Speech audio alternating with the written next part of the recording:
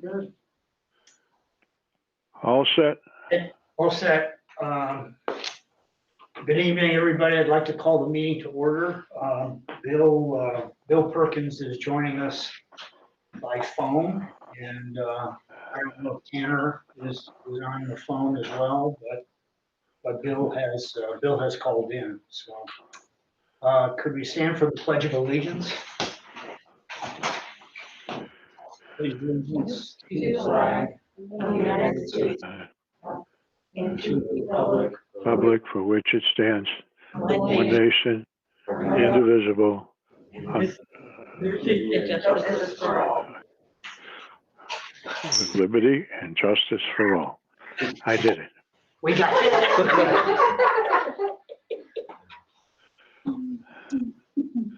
Okay, thanks, everybody. As everybody knows, I thank those calling in or calling us on live stream. Meeting was canceled because of the power outages. We may still have some scattered outages out there in some of the communities, so there might be folks who would like to have joined us but can't. But the meeting is being recorded, and it will be available on our website at some point in the very near future. Item 3.0, this is a special board meeting, by the way, so we have a limited agenda. Item 3.0, comments. I just want to make just a couple of comments. I think Patrick notified us earlier in the week that there was some vandalism up at the new high school. I don't know if that's out publicly in the paper yet. It's very unfortunate. The damage is estimated in the thousands. According to Patrick, it should not, and the contractor, it should not push off our schedule for completion. Nonetheless, the vandalism is upsetting, not unexpected, or perhaps in the course of any major project like this, you often read about folks who gain entry into the building and throw paint around and damage equipment and other supplies that are being stored in the building. But it is unfortunate, and hopefully this does not become a pattern that we have to deal with as we go forward.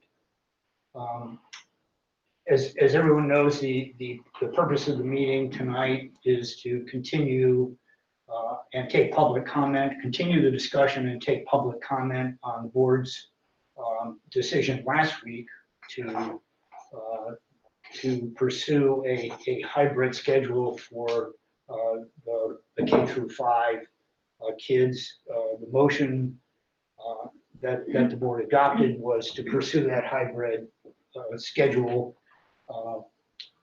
until further notice. The implication there is that we are continually reviewing and assessing where we are in the district, and I think there's a very clear commitment on the part of the board and the administration to come back and revisit this decision as circumstances changes, as our experience working in this environment with COVID changes. So I don't think, and I believe I'm speaking on behalf of the board.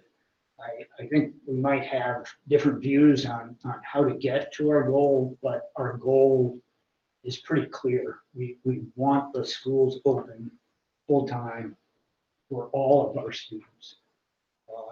There's no equivocation on that. It's a question of how we get there.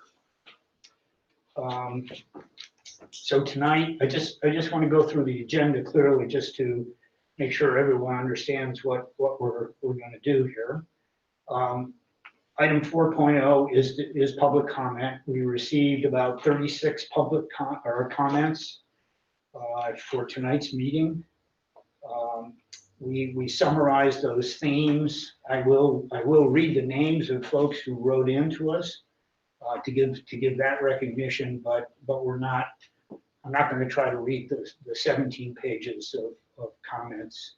They will be in the record, however, so those comments are noted. We appreciate comments from the board. The ones we received are very thoughtful, and you know, I have to say for myself, I always welcome constructive dialogue and input from the public.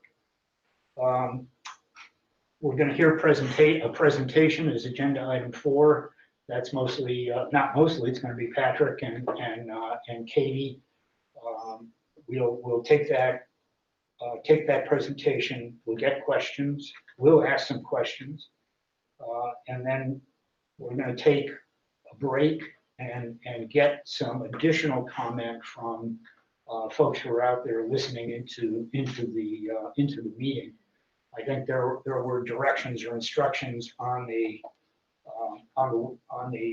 agenda that was posted that you can email them in to. I'm not going to give the address because you have it in front of you. I don't, so I don't want to confuse things. But those questions emailed in, we'll take a 5 or 10 minute break to compile those questions, and then we'll come back for item 6.0, where we will address the questions.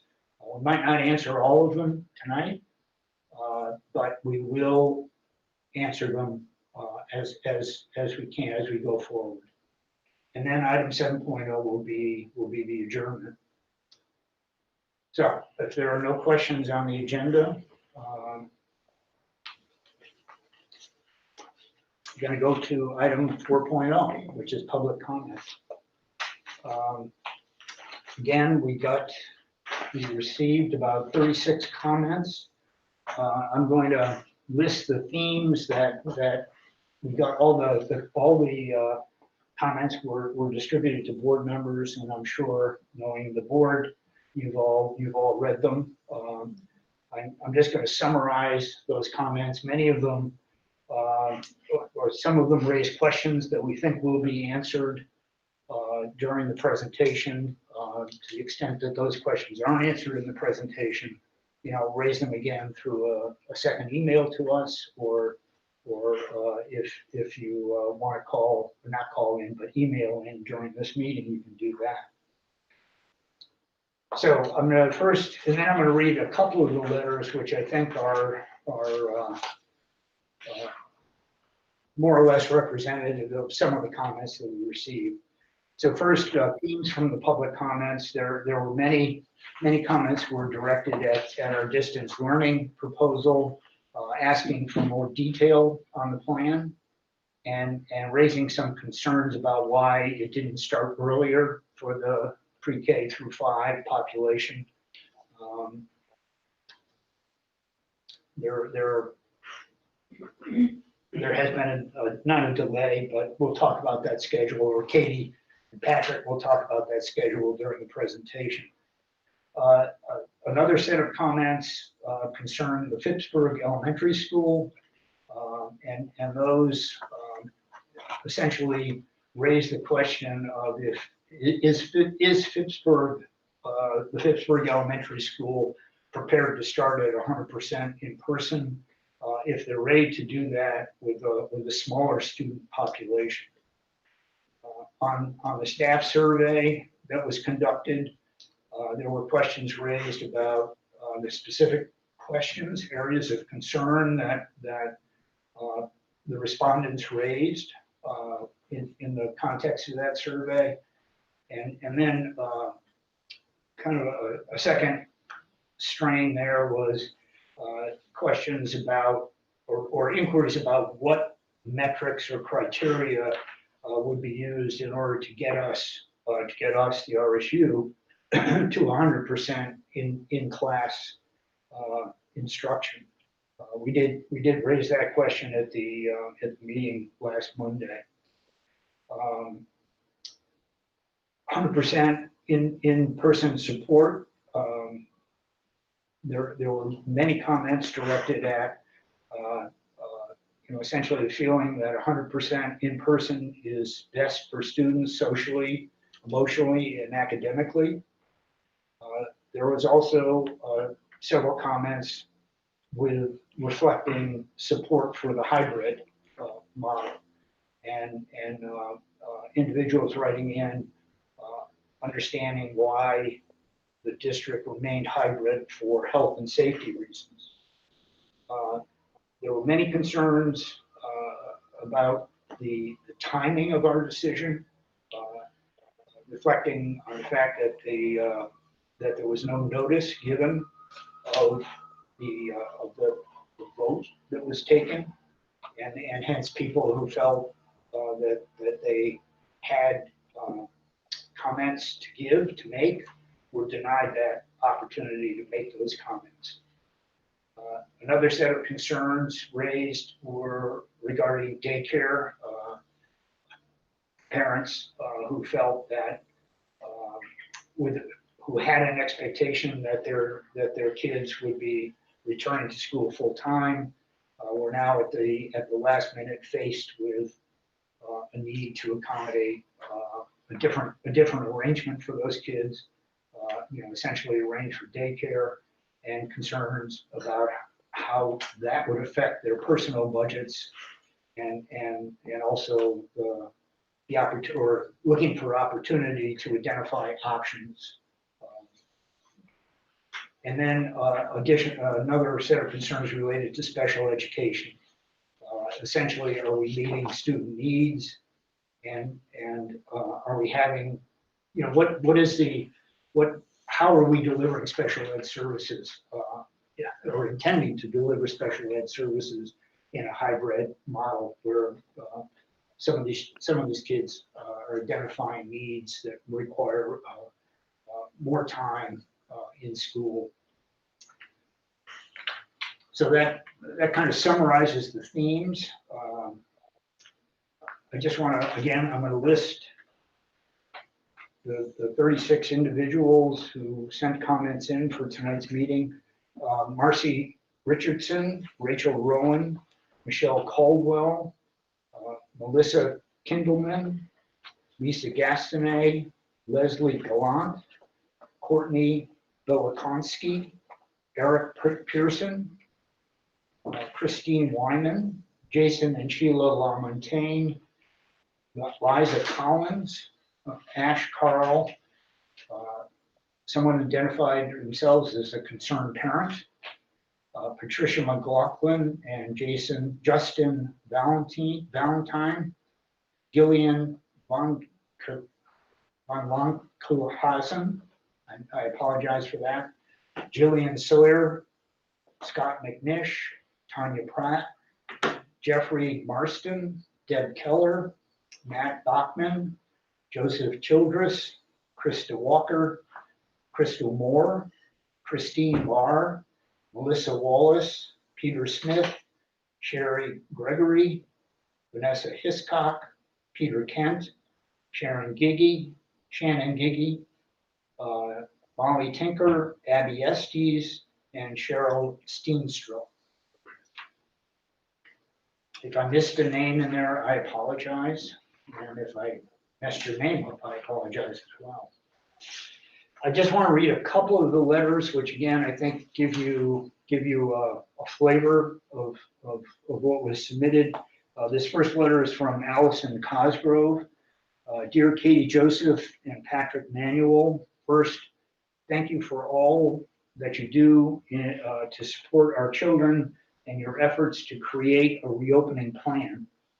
I know that as a parent, I have been 100% in support of the RSU1 opening plan and felt that communication from administration to families was transparent and collaborative. I felt I could trust and have faith in the educational decisions that were being made regarding my children's elementary education.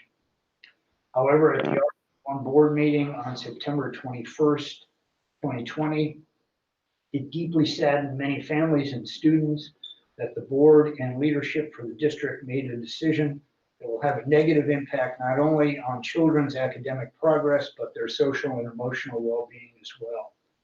This decision creates an enormous amount of negative consequences, such as stress and uncertainty regarding childcare, emotional well-being of students' families, and compounds the gaps students are experiencing with their education. It is also of note at the board meeting, there was not any family input or student input on how educating students 2 full days a week would impact families and students, with no immediate release date or an actual hybrid learning model. As community members of the RSU1 community, we are advocating for our students' rights to access an appropriate education. Given that our school district is categorized as green, it is unacceptable that K through 5 is not returning to 5 days in-person instruction. If we continue for our K-5 students 2 days a week with nothing being offered on the 3 other days, that is not an adequate or acceptable education. It will create challenges due to academic gaps for many students. Incredibly challenged to close, and if not impossible. We request that the board review the consequences of their decision for K through 5 to remain at 2 days of learning, and ask the board to vote again for what is truly in the best interests of students, K through K through 5 to return in person, 5-day-a-week instruction. Sincerely, Alex and Cosgrove, and there are multiple signers to that letter. Okay, second letter, just to give you a sense of both sides of this, to the school board administrators and teachers. Sheila and I thank you for your thoughtfulness in making the decision to continue part-time learning for pre-K through 5 for the time being. We understand the difficulty in making the decision and the public pressure for both approaches. In our view, you are putting safety and education first, which is not only appropriate, but paramount. Surveying your school staff to base your decision on real-world conditions was a stroke of brilliance and demonstrates your desire to make decisions soundly and not based on pressure from any base. If when the time comes for 100% in-person learning, we are confident you will have correctly determined it to be the right time.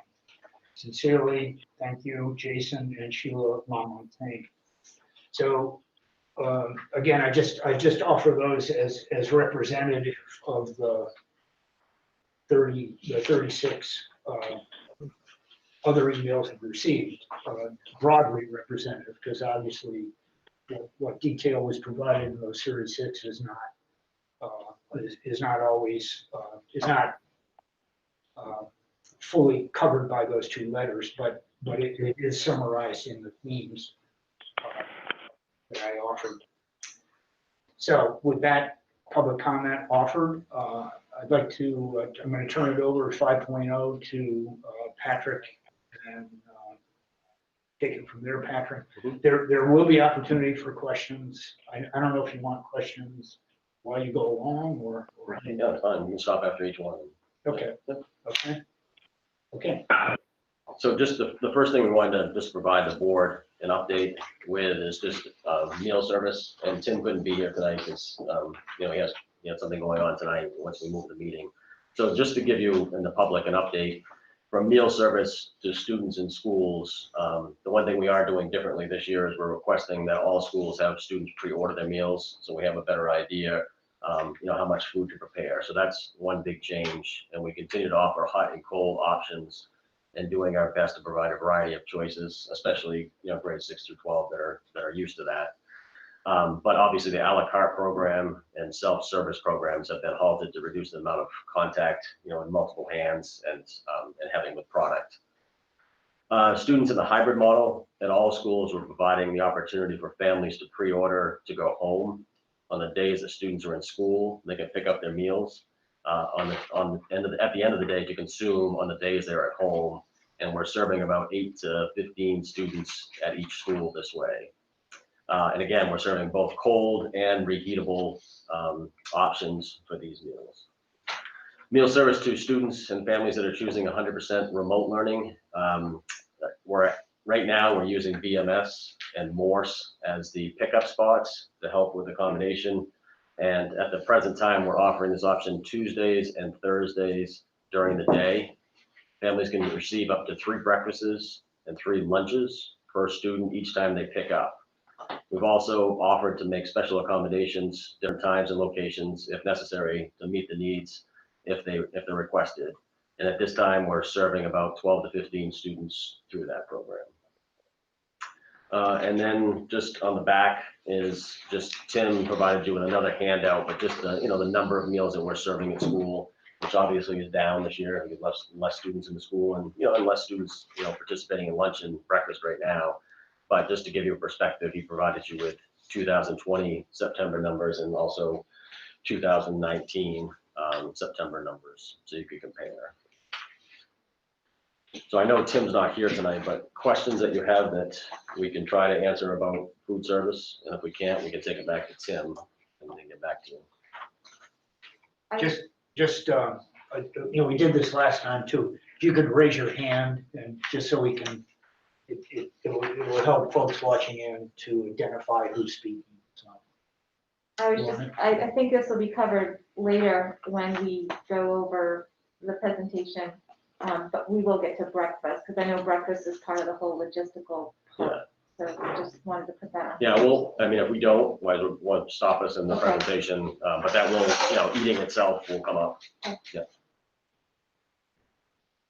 Any other questions on food for now?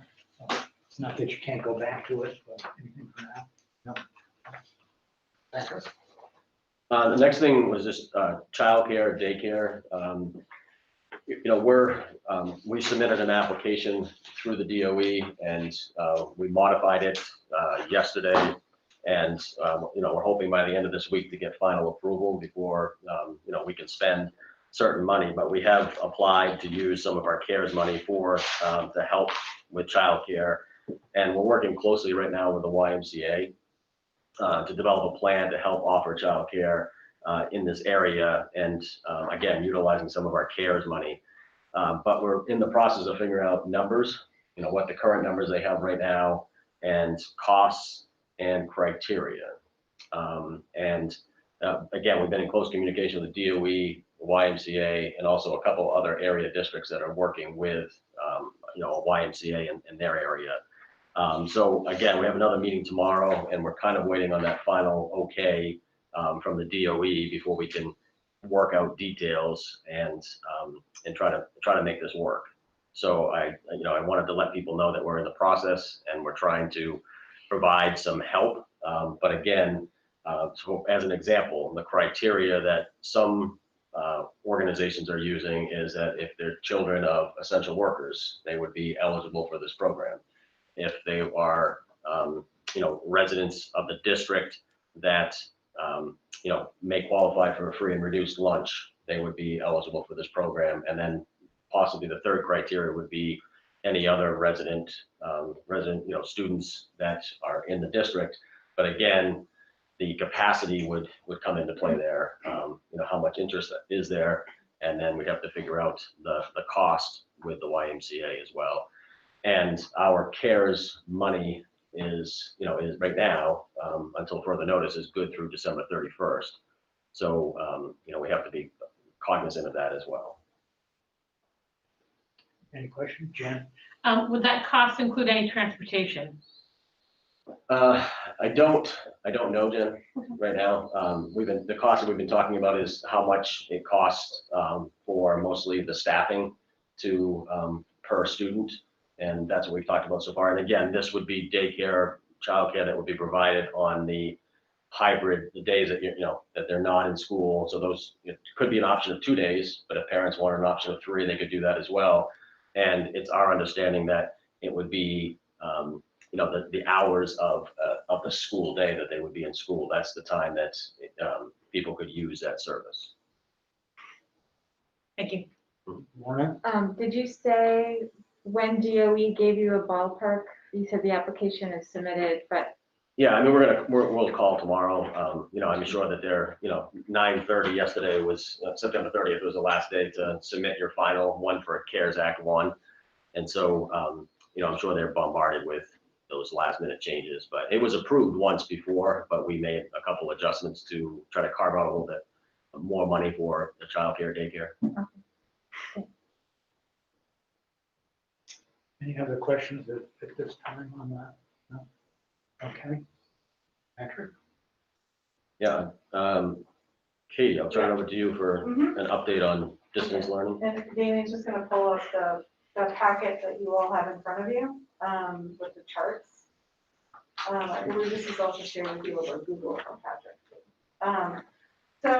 One of the, as Steve already went over, one of the themes from the public comments, was what about the remote learning that's, could be happening on the other days and feeling like 2 days is not adequate. And so I just wanted to quickly review our plan.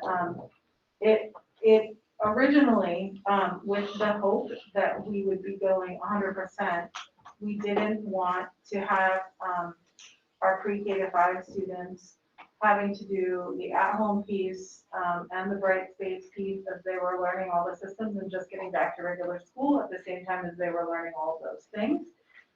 Whether that was the best decision or not, it was the decision that was made at the time because it was only going to be 3 weeks for most students and 2 weeks for the kindergartners because they were doing their meetings and assessments that first week. And so once it was determined that we were going to be going 50% until further notice, it obviously made sense to put into place the remote learning that we had chosen not to do before. So this is the plan that the teachers are putting into place. It's ready to go as of tomorrow. I know the board said last time that they were encouraging because some families, obviously everybody has a lot going on, but we were worried about the initial start and going full force on the very first day. So this week, Thursday and Friday, it's the soft start where teachers who haven't been using it will start to post something, but not everything that is required. And then next week, this will be fully in place for the other 3 days that students are home. I think the important piece is just to know, we won't go in detail through all of the programs, are that you can see, and Damien, feel free to scroll to the next page for people who are viewing, might just want to see what it looks like for first through fifth. That one of the comments that we received from families was that there wasn't consistency last spring with what was happening at home. It was teacher by teacher based because we were just figuring it out. Now you can see that there are time expectations that are developmentally appropriate for each grade level. And then within those, there's also a breakdown of what subjects need to be happening. However, there is choice in the activity and program options column, so we can make sure that teachers are doing something that aligns with what's going on in the in-person days, something that works depending on their student needs. And so a lot of the digital programs that we purchase are the things that we will be using for this. However, it is also suggested many times throughout this document is that we don't want students on screens the whole time. And so it's encouraged that packets, books, journals, all of those things should be going home as well and handed to students. So a student who's on the Monday, Thursday schedule might receive something on the Monday that they're doing at home on Tuesday, which just has a short video on Brightspace explaining the directions, but they're actually doing the work in paper, or they might be on the computer. The other piece that's here, just so we're fully prepared, is if we do have to go fully remote, because a school or a classroom needs to close, then we do have some general guidelines. If you go down, oh, thank you, Amy. There are some general guidelines that just overview what the schedule can look like, what are some of the options for how teachers should run their classes when they're in their days, when they're fully on the screen, what specials will look like, the interventions will still be included as they are in our hybrid schedule. And then the last page is actually a sample schedule. This isn't one that everybody has to do, it's just an example to build off of. But in general, we would be shooting for, as we have been in the Distance Learning Academy, about 2.5 hours, and to 3 hours, and that would go up a little bit if you're in 5th grade. It would be possibly a little bit less time if you're in some of the lower grades of what your day would look like. There's a lot of breaks in there, as you can see, for students, so they can sort of readjust. And every subject is roughly a half an hour. But again, I want to reiterate that some of this would be synchronous, but in a half an hour of a math class, a student might see their teacher for 10 minutes to get instructions or watch a video the teacher has made and then be doing some paperwork, or be doing a project, or be doing an online learning tool. And so even though it looks like a lot of time just sitting necessarily and just being on the computer with a teacher in a room, that's not actually how it's designed to be if you look a little bit further into what's recommended in the plan. So any questions about this? It was vetted, sorry, by the principals, and I got at least one teacher from each grade level to comment. Because the turnaround time on everything we're doing right now is so fast, I couldn't hold a committee, but this is out there, the teachers have had it, and they will be starting it tomorrow for the hybrid version. Questions, Lorna? Question, are the administrators on the call? They are. We are on the call. If I could hear from each administrator what their feedback has been from staff on the rollout of, or the proposed distance learning piece, since you have been so intimate with it through the last week, as these things got developed, just one or two comments or observations from each school. I can certainly begin if that's okay. Sure. This is Jen McKay, the principal over at Dyke Newell. My staff were perfectly fine with what was developed and presented. I had asked ahead of time what they would like to see in the distance learning plan, and the biggest feedback was a combination of the use of the Brightspace platforms and the apps, but also an opportunity for pencil and paper work, because we know that's so important for our youngest learners. And also screen time can be a big factor at home. So being able to blend those two things together was very appreciated. Staff got right to work Wednesday, loading assignments into Brightspace and collecting those paper packets. Unfortunately, the power outage interfered with that planning, but they have gotten it done today. And they began the process this afternoon with the Thursday learners that went home. Thank you. Sorry, I probably misspoke. I'm thinking it's still Wednesday. This started today.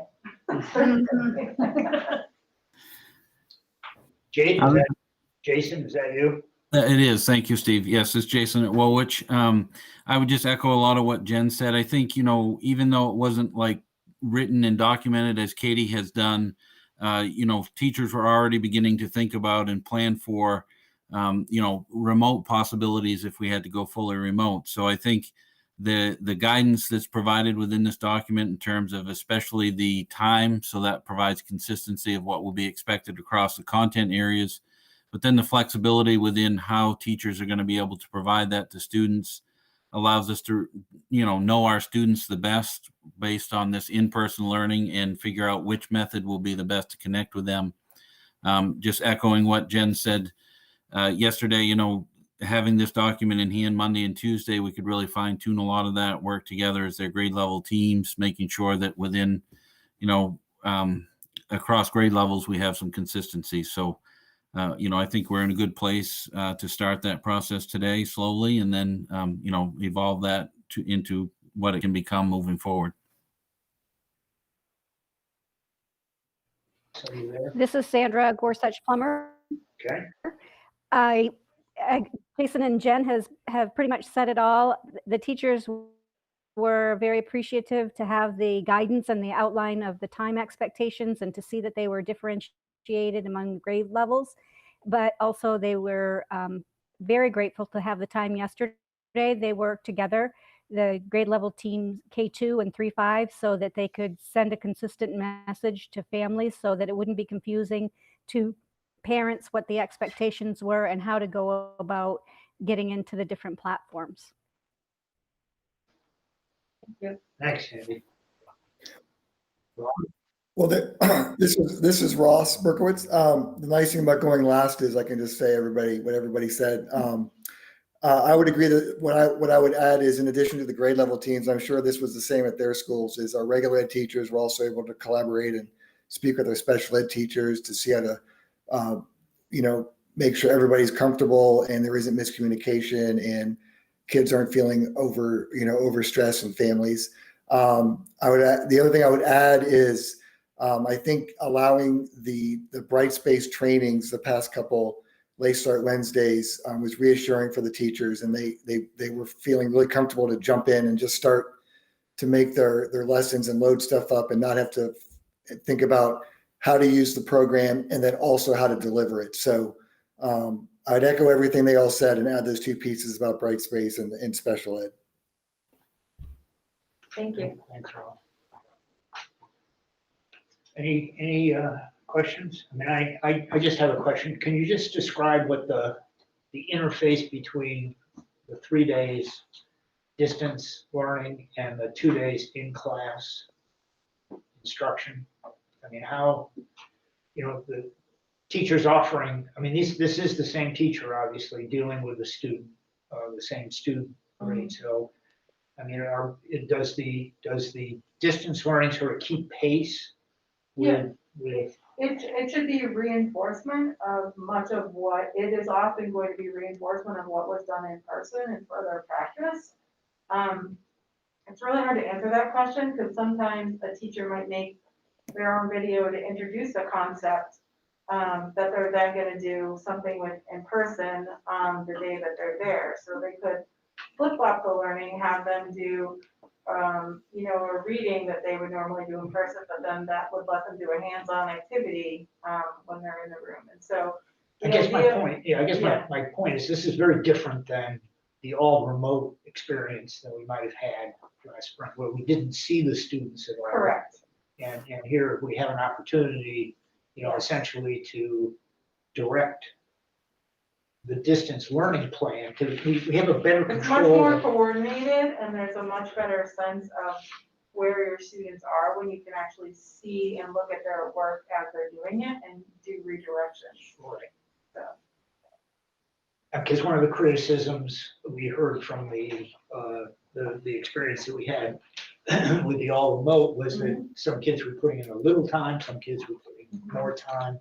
There was really no consistency. But here we have, because we see these kids 2 days a week, we have a better opportunity perhaps to ensure consistency in instruction across grades. Right. May I add something to that, Steve? This is Jason at Woolwich. Sure.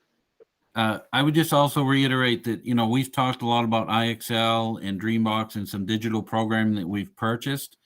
Another layer to what's been happening in person is we've been using those programs and having our students use those in school.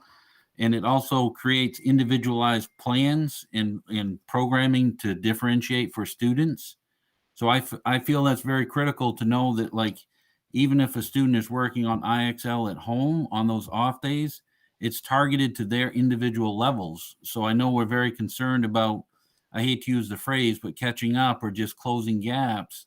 And it's another way to do that with students because they're not just logging into random programming. It's very targeted to the individual student and progressing them through consecutive levels to help build their core concepts, but also just some things or some gaps that may have been created last spring. That'll be targeted instruction to that and targeted practice in those areas.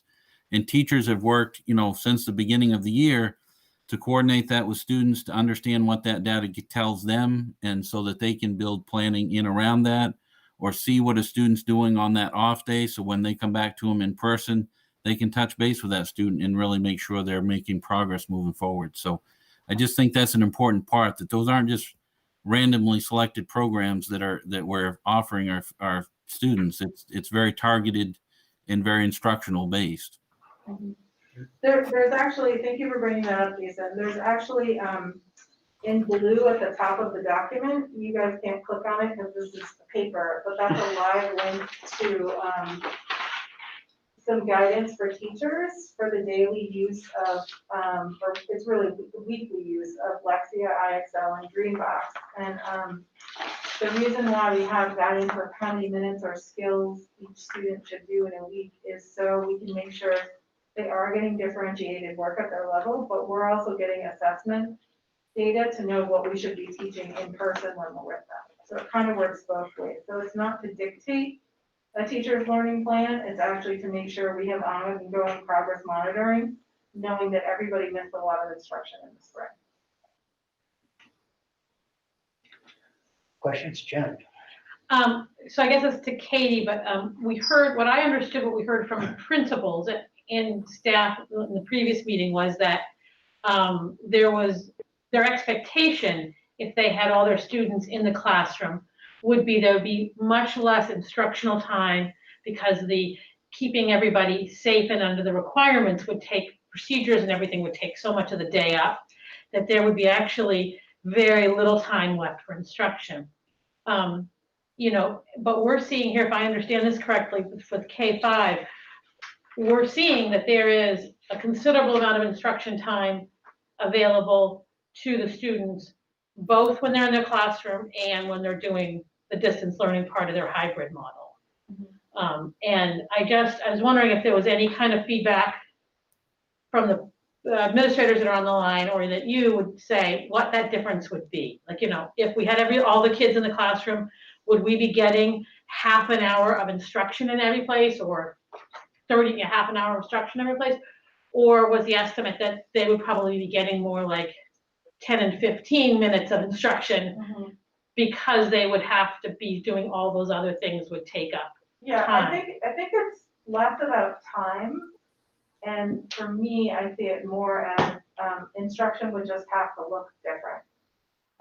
So if you have half the students in a class, even though they have to be separated, they can still move around, possibly do different stations in the room. If you're talking only about you know, let's say 9 students in a room, versus if you have, you know, 15, 16, 17, 18, you could still do a lot of the same material. You probably will have a little less time because you need to do all the hygiene things that take up time. If you have more people shuffling through a line, that's going to take time. But the difference in instruction is school's going to look more like old-fashioned school where everybody has to stay in their seat. You know, they possibly would be on computers more just to help manage the classroom. And so I don't know if we can put our finger on how exactly it would be different, but I see those as the biggest nuances. I think it also depends on how many students a teacher has in their room at 100% and how big the teacher's physical space is at 100%. And so all those things need to be considered. I think in an ideal world where every student has a home that is quiet with food and good internet and support, that the learning can be high quality either way. I think, you know, given that we can't say that for every student, even if we have the greatest remote plan, that doesn't necessarily mean that's what the student's able to access or experience. So I think that's what makes this a very tricky decision, because either way you look at it, there are ups and downs to either plan. And just as a follow-up, so, and to those, this is a hybrid plan that would be our optimal, you know, choice would be what we could provide students and families in that environment you just spoke of. What would be the plan to help those students that didn't have a safe home or the ability to be home? I mean, we work with those families individually, right? To find out. Okay. We have a lot of safety nets that we're working on, and a lot of relentless contacts with different people trying to get different students on board. And sometimes they're really successful. I had, for Distance Learning Academy, I had one success I was really excited about today, and other times you're not as successful. But we do have a lot of safety nets and different groups of people who are looking into student support. And I know Justin is going to speak later about, you know, our Wednesday school model for some students who they don't have 3 days at home. They have 2 days at home because we're giving them an extra in-person day for different reasons. So we'll learn more about that in a little bit. Thank you. I can add a couple things if you'd like. This is Jason. Go ahead. I would just second what Katie said, but also I just would like I totally lost my train of thought. Sorry. One thing that I've been concerned about that would change, and I think is just, I don't know that there's any way to quantify the amount of actual instruction, whether it be in 2 days or 5 days.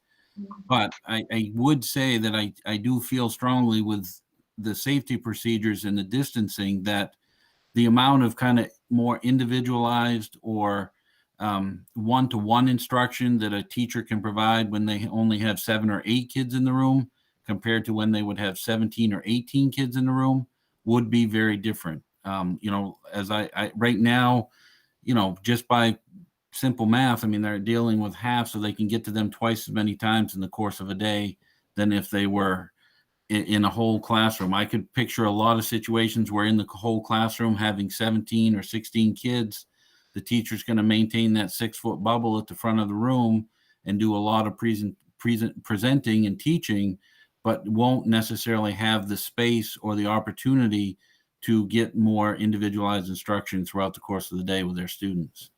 That's been one of my biggest concerns with our going between the two models. Okay, thanks, Jason.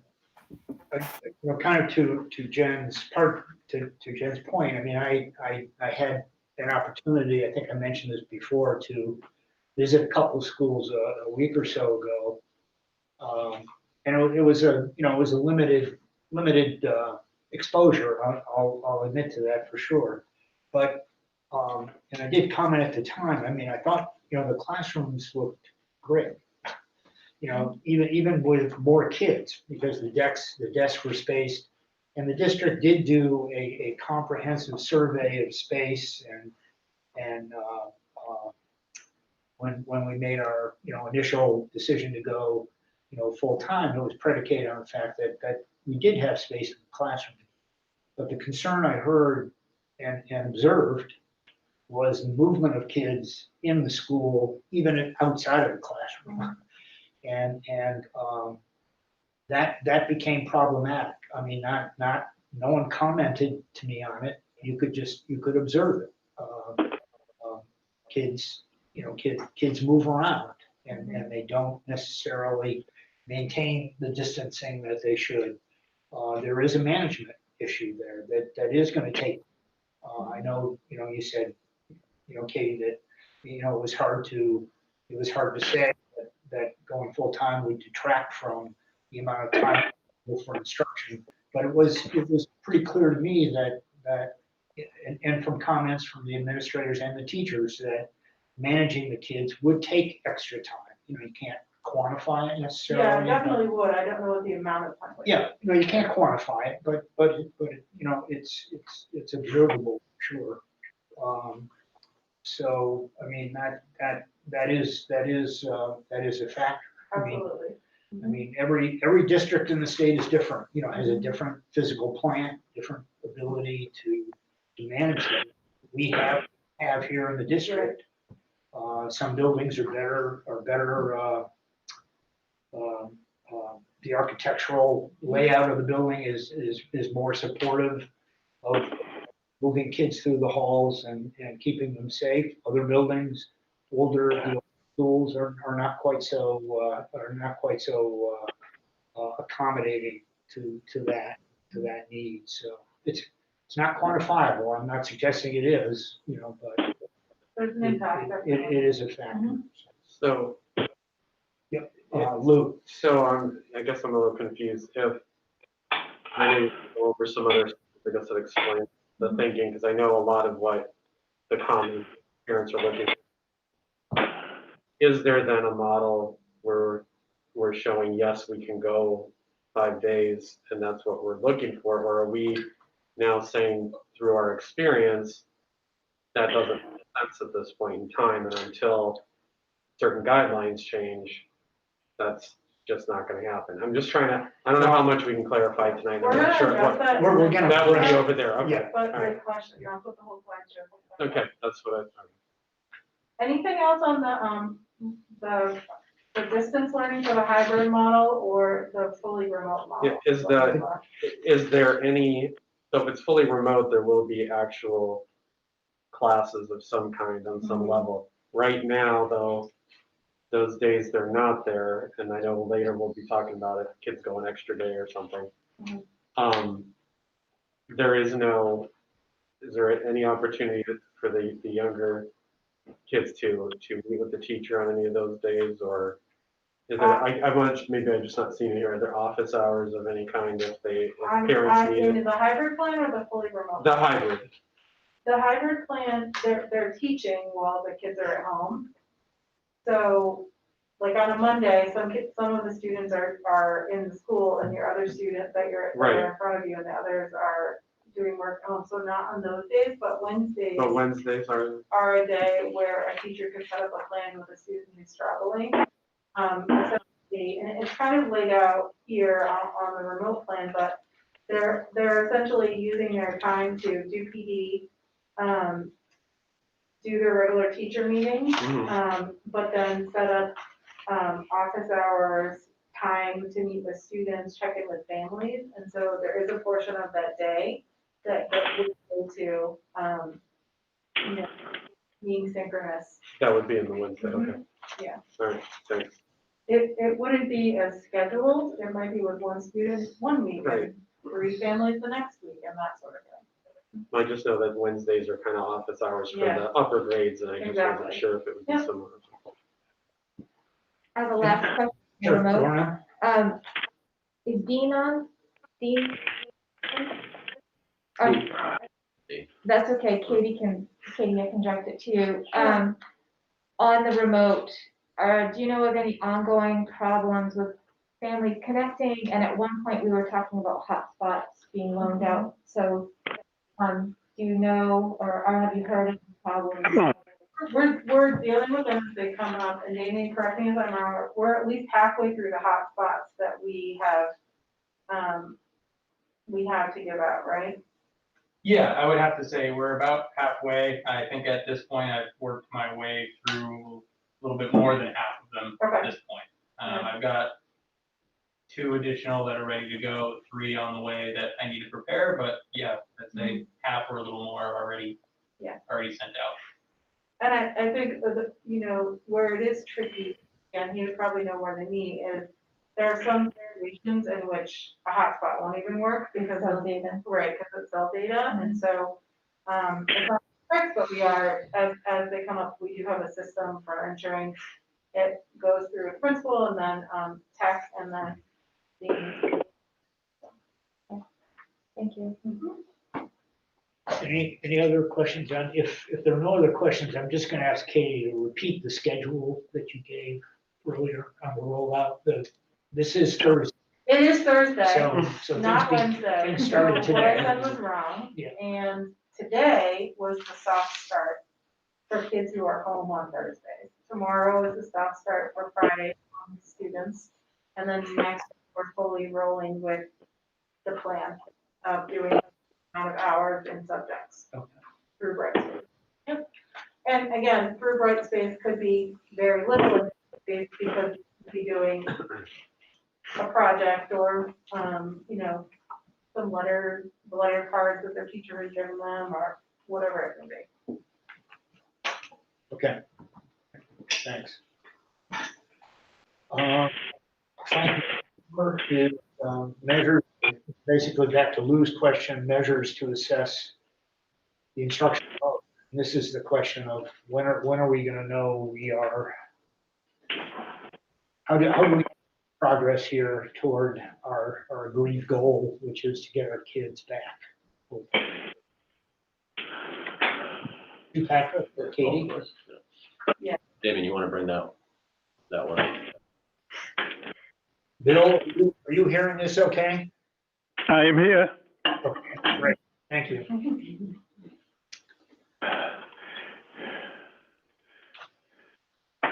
Yeah, thank you.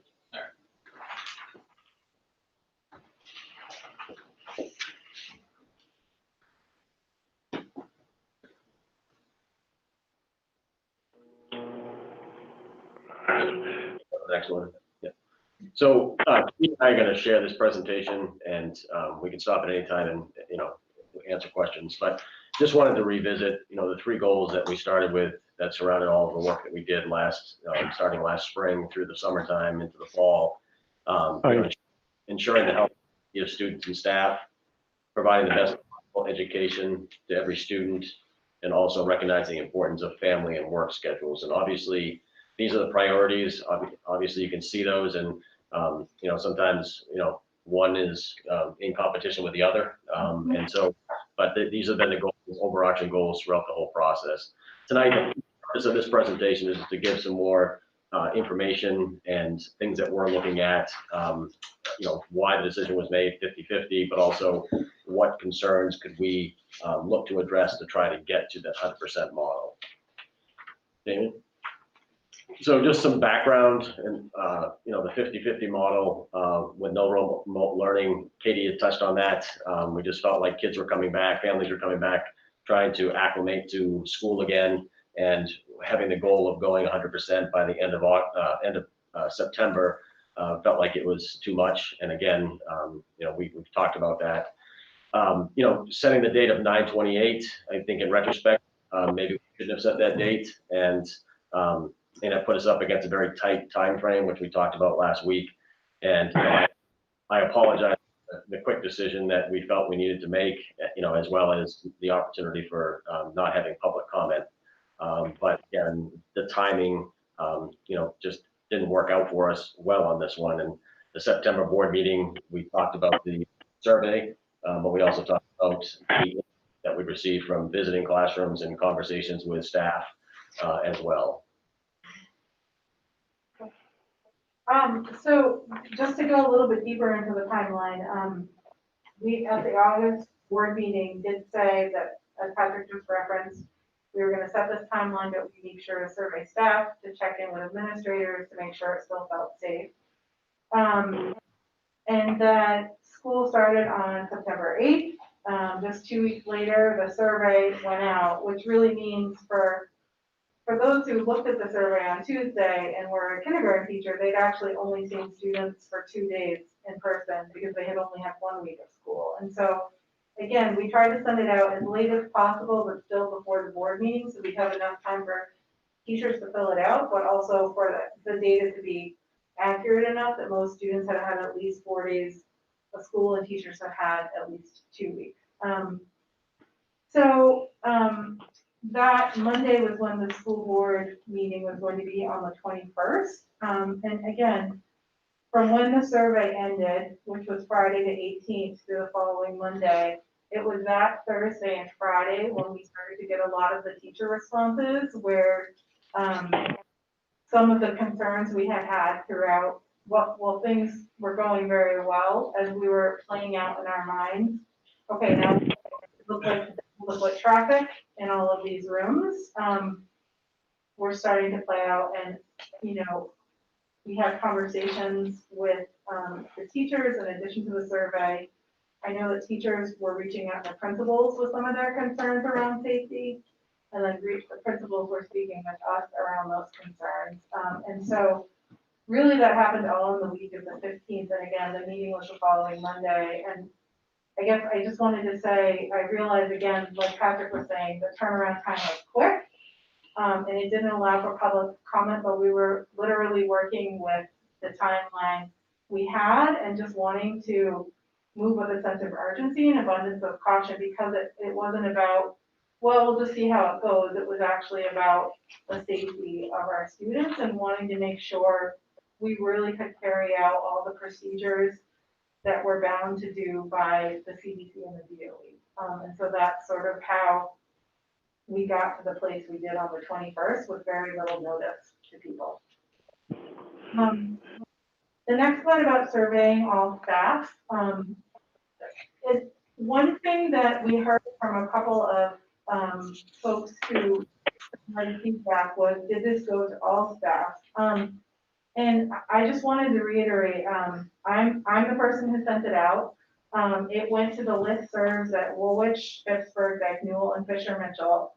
On the listservs, I checked them since then, all staff are on those, and it went through email. And so, whether staff saw it in the hundreds of emails they probably get in a day and chose to fill it out is one thing, but the listservs that we use for all of our communication are what we use to survey people.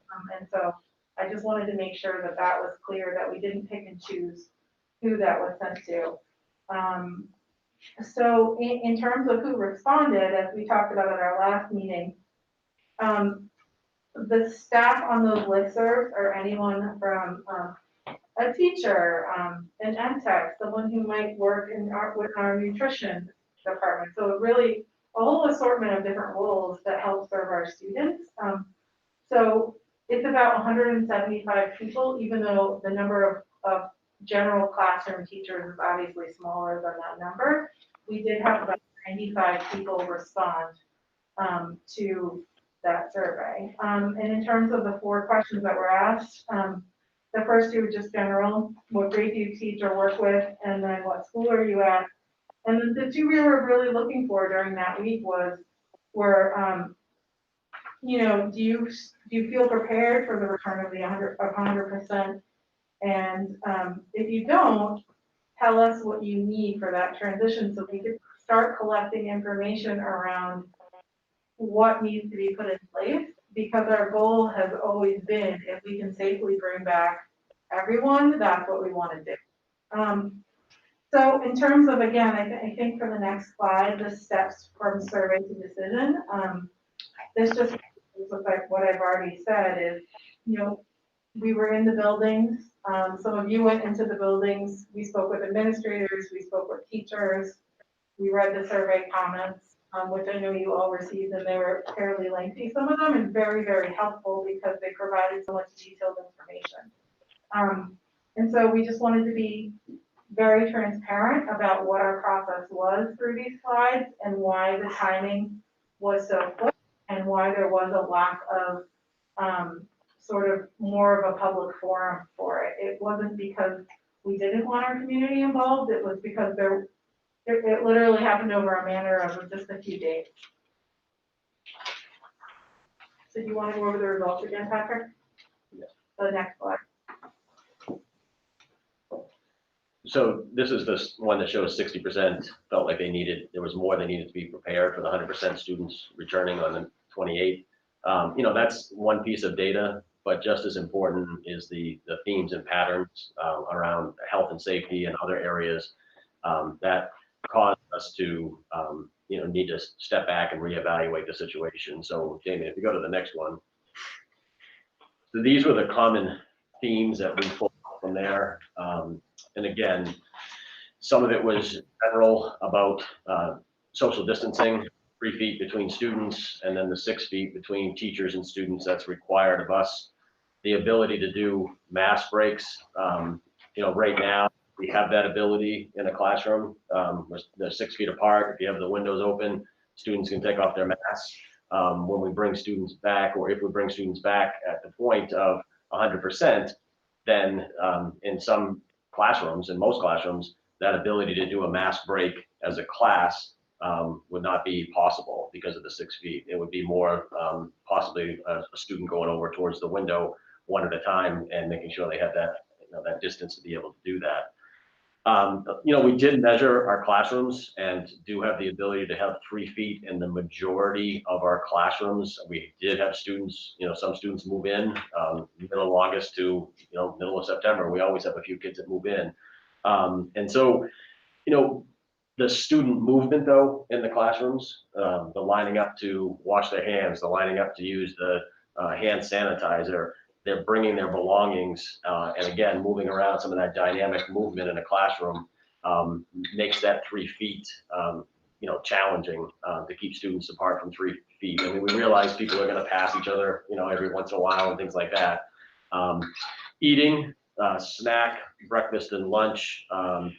You know, breakfast is something where we did talk about an option where students could possibly pick it up at the end of a day in a bag and take it home and hopefully eat it the next day before they come to school, because again, you know, that might be an issue. The snack piece, again, being 6 feet apart, now they can have snack in the classroom and have enough room for that. But, when we go back full time, it's snack piece. They would either have to come down to the cafeteria or to the gym like they do for lunch. And that amount of time to circulate them out would just be very time consuming away from instruction. So maybe it's something that we can't do, to that fashion anymore.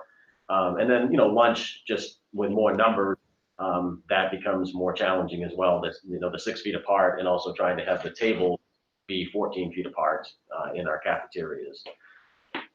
Transitions came out, that's kind of what I referred to, but even coming in from recess in the hallways, I mean, if you've got a class of 16 or 18 and you times that by 3, I mean, that's a long line for our teachers to be able to, I guess, monitor or supervise. It goes down to a little bit, something else we'll mention in the presentation, just general supervision to make sure that, especially younger students can keep 3 feet apart when they're, going to the bathroom, when they're lining up for different things. And then the last bullet that came out was just, Jen kind of brought it up earlier, was just some of the things that were brought out in that survey were around meaningful instruction, quality of learning, double the students, and with all the safety protocols that are required, does take away from, some learning time. So that was brought up by the survey as well.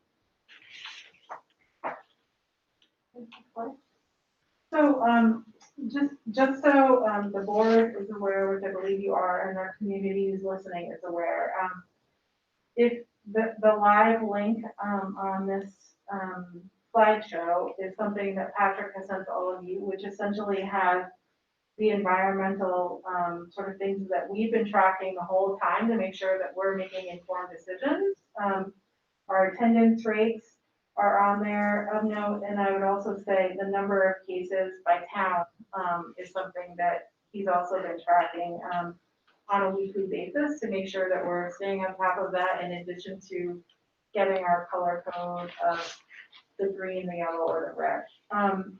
And so I just think it's important to know that we're not making the decision in a bubble. We're trying to stay updated on all the information. I think the second piece that comes into play that hopefully will help people understand, the pivot that we made at the last minute was there are 6 requirements that the DOE has told us we need to follow in order to fully open a school at 100%.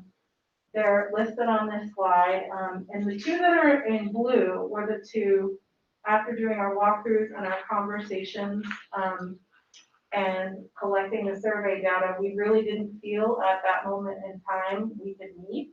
These are the things we have later in the presentation created metrics on for possibly how we can get there. The symptom screening form is something you've all seen. That's the self-screener that we're having people do daily. So that requirement has been met. The physical distance and facility items, making sure you have an isolation room, that's fine.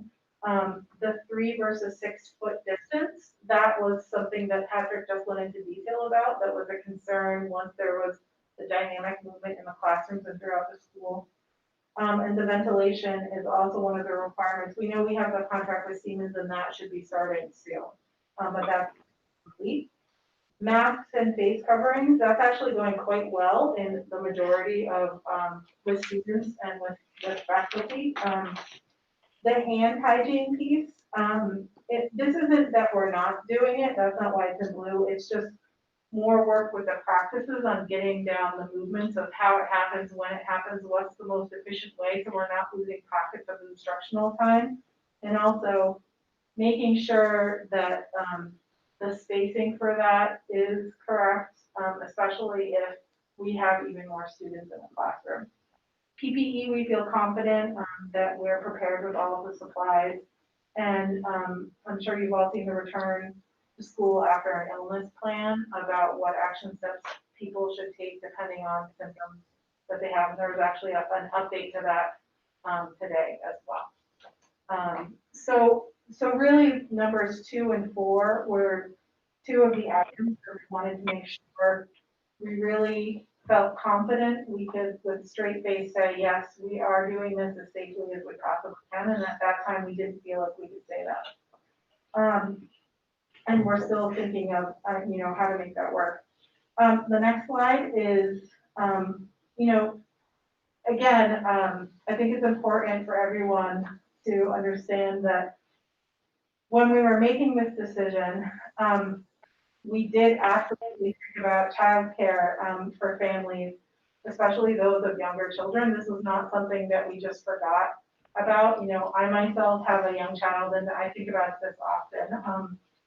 And obviously the social and emotional being is something that folks are very worried about. We're worried about it too. Again, our goal is to get every student here, but we need to make sure we can do that safely because it is better for them to be in school 5 days a week.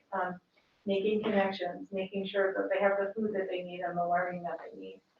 And last, you know, something that I think is tricky about this decision that we did consider is if the students aren't with us, where are they mixing? If they are in childcare, because that's going to happen.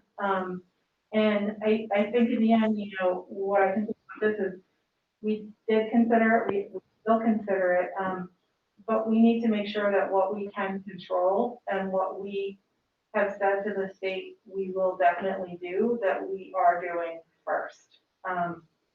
And so at this point, you know, this is sort of all the background to how we got where we are right now. When we looked at all of this information and all of these competing sort of forces of how to make a really tricky decision where there's no great answer, you know, we went back to our 3 priorities and said, okay, well, the thing that led us this whole time of making sure families are, you know, have what they need and making sure instructional was about the top priority has always been making sure everybody is safe. And because we didn't feel like we could say we had every procedure down in all of our buildings, we didn't feel like we could do that move to 100%.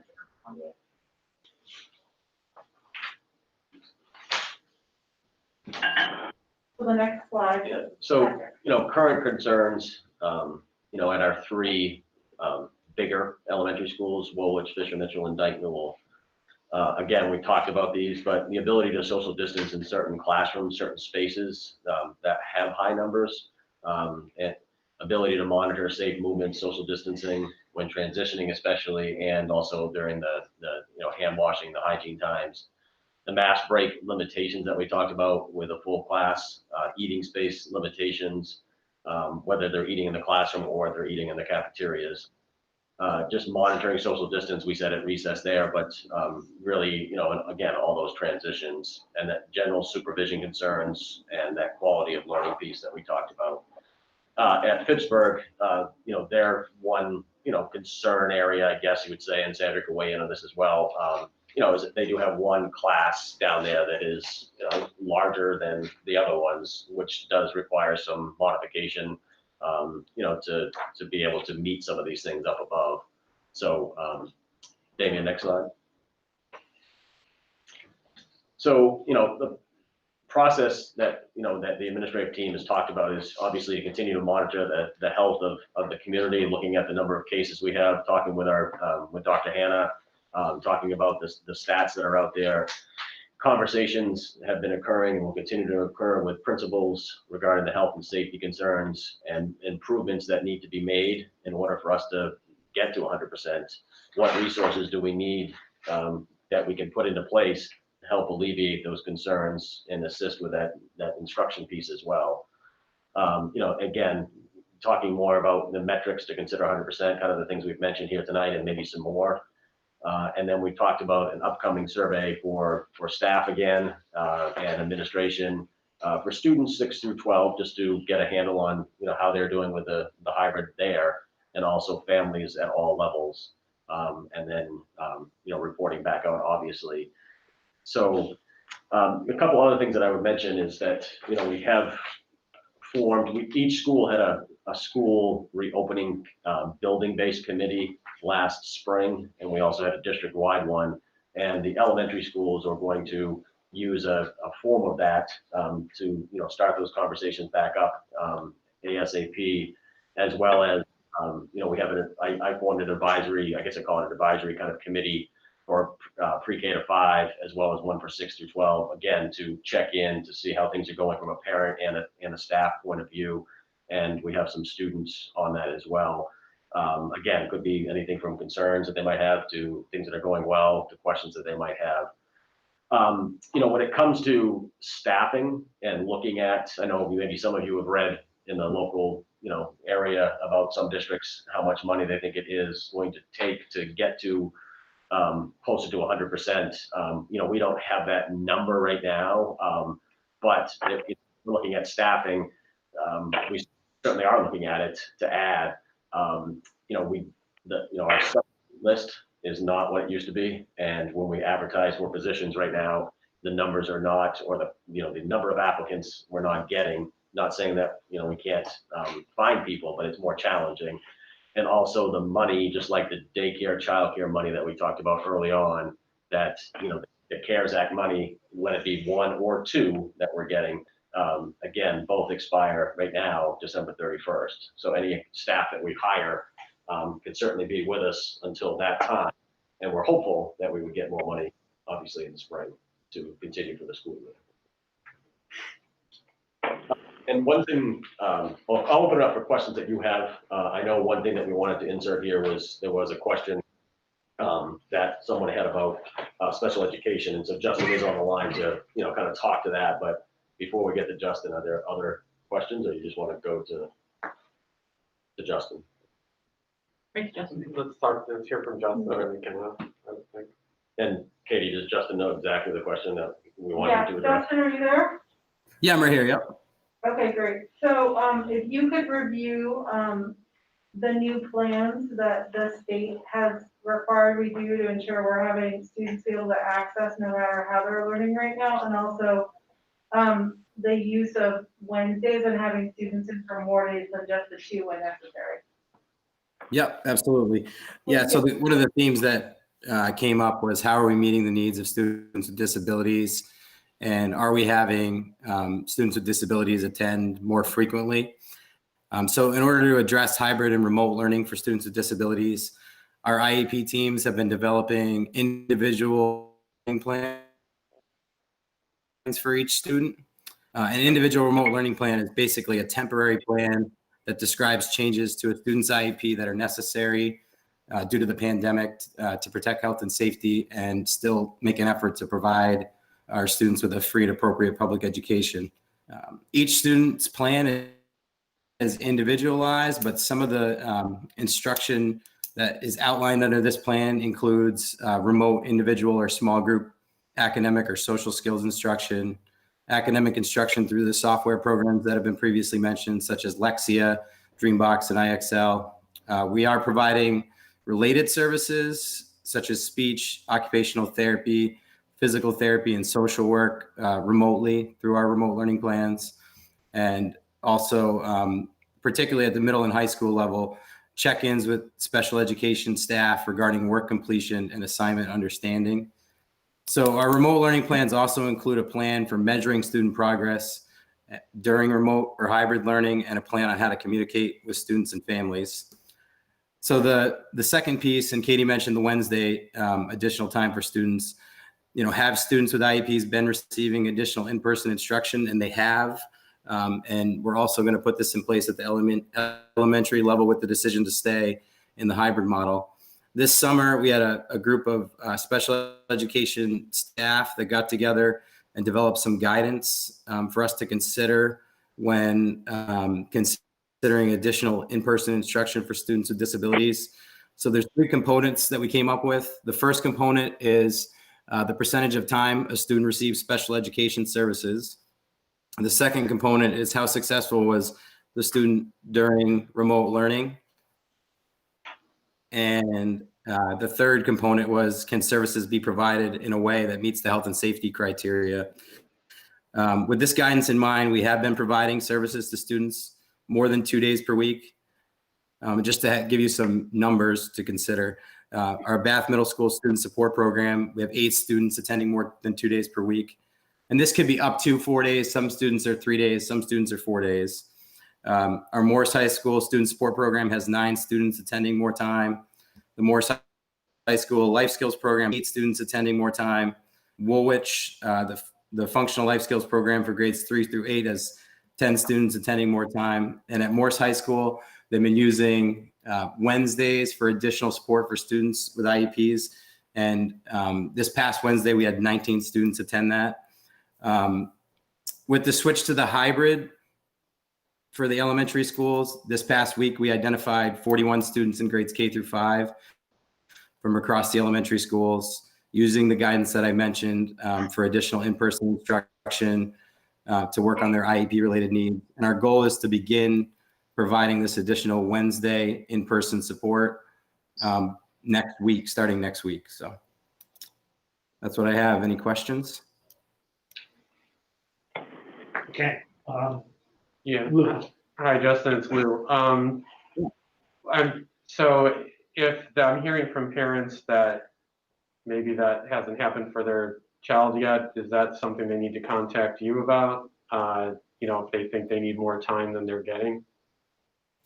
Yes, absolutely. I mean, they could reach out to their case manager, building principal, or myself. When you mentioned that, Lou, are you mentioning the remote learning plan or the additional in-person instruction? I think it may be additional, maybe both. I'm just hearing from some folks that, their student has an IEP, but they don't feel they're getting as much instruction as they should be. And so I just want to know how to, what direction I can let them know they need to go into seek that help if they're maybe it's not being communicated to them properly, or maybe it's been evaluated. I have no idea. But no, absolutely. I would say like you're already working with some of the kids and they are coming in. But yeah, I think it has to do more with that during the remote times, there's no way of the students being able to, access, find out questions they have, those kind of things. They need more of that to face. Yeah, I would encourage parents who have a concern to reach out to their child's special education case manager. And from there, we would decide whether or not to have an IEP meeting or try and address it just through conversation. Okay, great. Thank you. You're welcome. Jen? Hi, Jason, Deborah. So just to have clarification, additional time for IEP services, is that in person at the schools, or is that one-on-one with somebody online, or how does that look? The additional time I was referring to when I went through the guidance is in person at the schools. Thank you. You're welcome. Additional questions for Jason, or do you want to go back to For Jason? Justin. Or For Justin, Justin? I'm sorry. Yeah, I do. Lorna, or you want to Definitely. go back? or- No, I want to talk to Justin and Okay. then go back. Yeah. So Justin, it's Lorna. I want To bring this number, but what do you have? I know it's like 362 IEP district-wide, around that number. What is pre-K through 5? I see who you've identified so far for K through 5. but Yeah. Do you know the number. Yeah. Not off the top of my head, the breakdown. I apologize for that. I could get that to you. Are you talking about the number of identified K through 5 students? I'm talking about the number of IEPs for K through 5. Yes, K through 5. Yeah, I don't have that off the top of my head. I mean, you're right, 362 district wide. I think I have it broken through 8 and 9 through 12 back at the office, but I don't have that off the top of my head. I can get that to you though. And then the other question I had, and maybe you can't give it to me until you get the number, is where are you at in IEP meetings with, and I know all grades are important, but I'm talking about K through 5, where you're at with those IEP meetings. Yeah, so we're actually able to add these remote learning plans through an IEP amendment. So we don't necessarily have to have a full IEP team meeting. A case manager can call a parent, review the plan with the parent, review the plan with the team and agree to the plan without a meeting. So that's how we've been handling them. But if a parent has concerns about the plan, we've been scheduling meetings to review them. And if you have families who, under normal circumstances, it's hard for engagement, what is the plan in that situation if they're not necessarily coming to a meeting? Right, that has come up. We have had, some instances where we haven't had a response. We've tried We try phone calls, we try emails, we try multiple methods. And, at some point, we usually make at least 3 documented attempts. And then at some point we feel like we need to put the plan in place and continue to try and engage the parent. Okay. And then just how is your staffing right now? Are you at full staff? And that's Patrick question. Yeah, I mean, we've hired all of our teaching staff, and we have, I think 3 to 4 ed tech positions that we haven't filled to date, but it doesn't mean that we won't need to, because again, trying to figure out, who we have to remote, who's going back in person. So right now, I would say, Justin, I don't want to speak for you, but I think we're, meeting the needs of our students, but as needs arise, we may have to, fill those positions that we haven't filled yet. And that would be our service partners too, is that the right word? PT, OT, speech? Yeah. That's all? Yeah, all of those related services are filled. We have all those filled right now: speech, OT, PT, and social work. Okay. Thank you. Okay, You're let's welcome. finish with Justin. Any other questions for Justin? Don't go away, but no questions for now. Yeah, thank you. You like questions for Patrick on the? Oh, well, I guess I want to stick to the agenda. So are we discussing the presentation? Yeah. Okay, I can take Well, a. You want to wait till we finish 5.4, right, Patrick? Yeah, and I guess it would say So any we questions have- you have on that. Yeah, if you have questions on that, or you want to move on to 5.5. Lou, do you have a question? Well, no, I was just saying, so, Patrick, when you guys were talking about the metrics, to look at and doing more, surveys and all of those, are you working then on some kind of timeline for, not when we have answers, but just timelines? So are we gonna, hear about this every couple of weeks? I mean, do you kind of have an idea of how frequently, I know you're gonna start the process, but just how, when we get updates, because obviously we're not just gonna be at a monthly board meeting. We may need to be meeting 2 or 3 times a month, and that's fine if that's what we have to do. But are you starting to get an idea of what that might look like in terms of how often we may be receiving feedback? Hey, this is going well, but we're still not here, and we want to get, just so the public understands the frequency, or if it won't be as frequent. I don't know what's doable. So, I would provide you guys with a weekly update, on this information. And then as we, get the surveys ready to go out, and as we talk with the principals and try to see what we can put into place to help get to 100%, then we would talk, give that to the board, and then the board would decide whether, when they want to call a meeting to, further that discussion, look at that data, and consider, the costs, consider, all of the All the data. applications, right. No, I just wanted to have kind of a clearer, so the public understands that.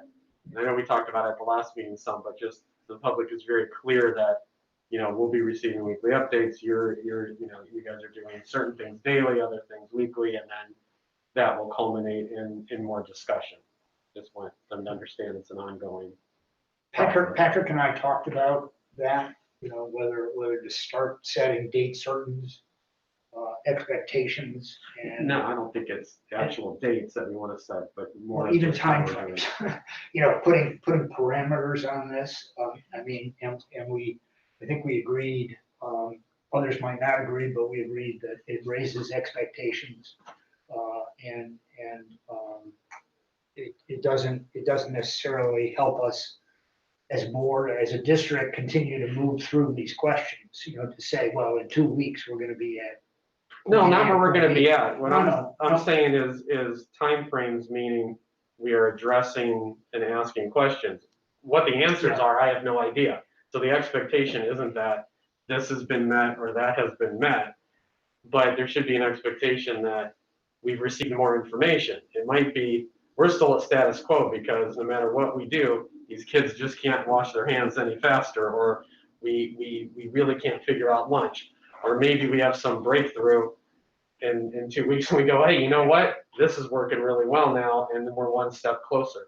I don't mean a time frame for this will happen at this point, but just that the ongoing communication is occurring and that the public can count on some kind of update. The update, again, it could be we're where we are, or it could be we made this progress, or, you know, That information will be provided on a regular basis for sure, and then, and at any point, there are material changes that will require us to get back together, we'll get back together. If it's tomorrow, we'll call a meeting tomorrow. Right, and I just want to make sure that we're very clear with the public on that, because they're asking, you know, these questions that we clarify and what that is. Because, yeah, I'm not making promises as to what that answer will be, just that that's ongoing. Okay, thanks. Any other? If not, let's talk. I have lots, actually. I mean, I don't want to belabor this meeting, but it's. Well, wait a minute. I thought you said you didn't want to ask questions at this point. Oh, I asked if are you we wanted going on to communications? Well, we're going to talk about communications, but if.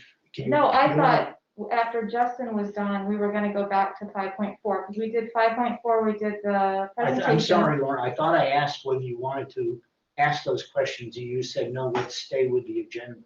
I thought we were still on 5.4. No, we're going to move on, or if you have questions, go back, ask your questions. Well, wasn't Lou's question just about 5.4 and not communications? Yeah, mine was about 5.4. I'm sorry. That was what I saw on the slide, so I thought- we're asking questions about 5.4.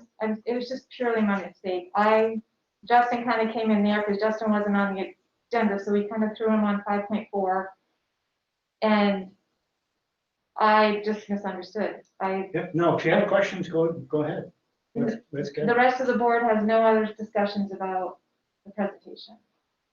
I don't want to be the, like. No, go ahead, because I'm sure it'll generate more. That's why that was the initial one I had, but go ahead. Yeah, so the current geographic environment and requirements to save schools, that's right. So isolation rooms and ventilation are not ready. Is that my understanding? Well, Isolation Isolation's all set. is okay. Oh, because when we said 2, okay, so when you said 2 and 4, A, B, and C are kind of under 2, so I just wanted to make You sure. know, I guess I would say, isolation, they're all set up.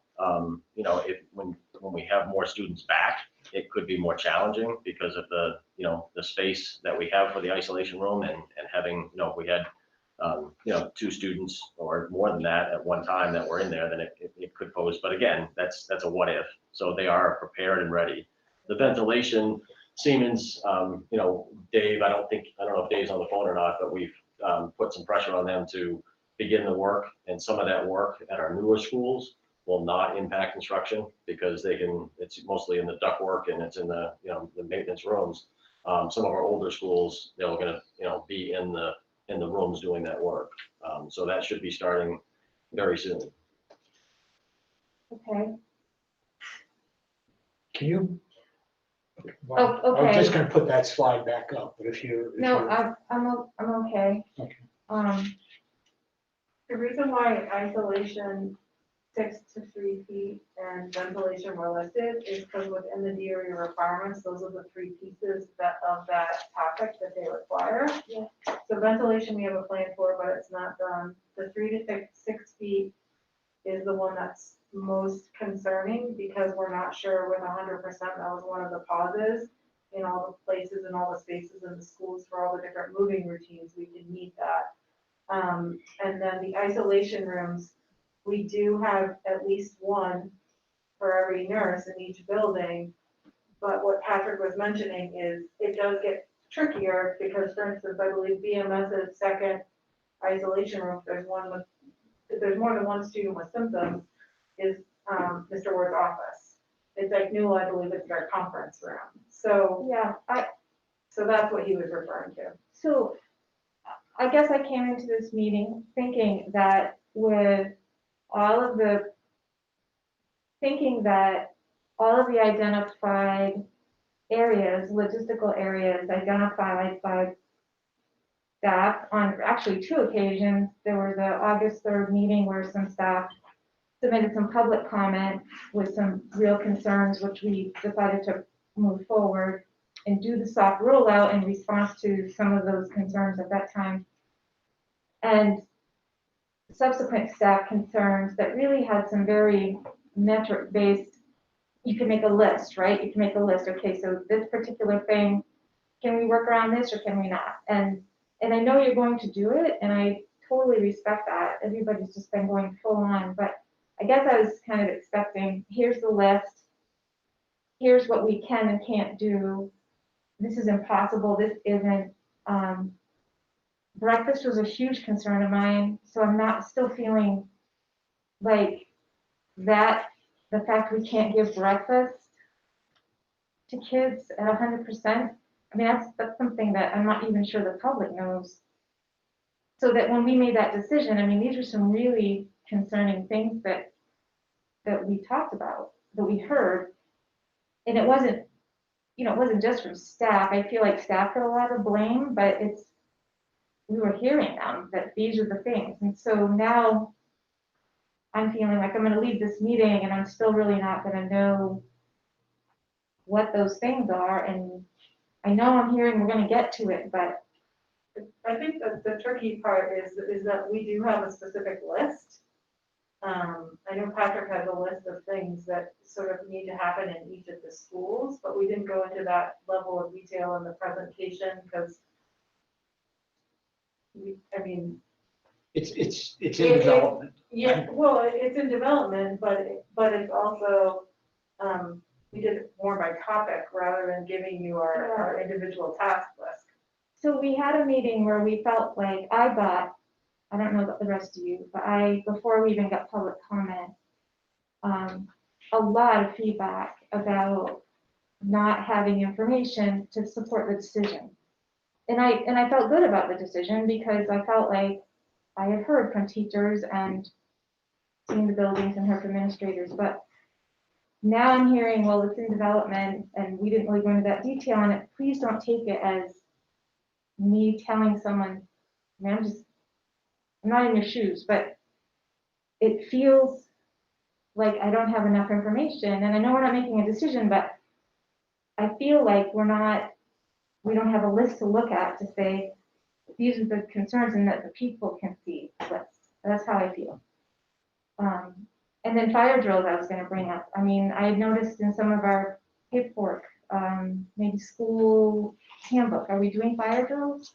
Fire drills right now we are doing, but it's more of an educational, like working with the students through the loudspeaker or through the teacher to tell them where they would be going. And then once we get the go ahead to do them regularly, then we will. So that's the requirement. So when we talk about safety, we have all these students in a building that we're trying to protect them from COVID-19, but we can't walk them through a fire drill right now, right? They can't evacuate the building.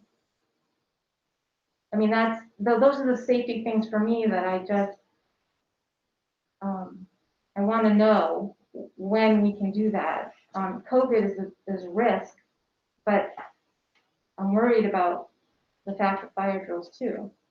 And so there's just these lingering things that with a list of what can't we do and what can we do, that would just make things so much easier to follow. That's kind of where we're at. Can you put up slide 8 again?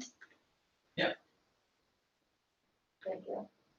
Do you want to respond first? I just want to put up the list that we provided because this actually is the list. We have a lot more detail in terms of specific school, each of the buildings. We have a specific list of staffing related to this, systems we need to figure out, areas where we know it's not sort of as secure and safe as we want. We could go into a lot of detail about that, but they all fall under these categories. And so, for example, take one building where we've got probably three grade levels that it is very tight.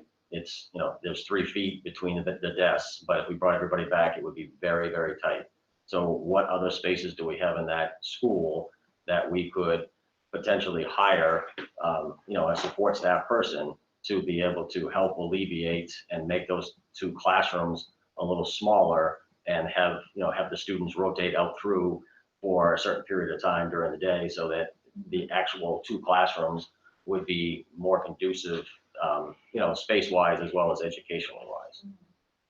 For math breaks to occur, do we need other staff to bring students, extra staff to bring students into different rooms so they can spread out and all take a break? Like, these are actually all aligned to specific list of questions and tasks that we have to figure out at each building. I guess the last thing I'll say, because truly, I guess, clearly I'm the only one that has any lingering questions, but the last thing I guess I'll say is that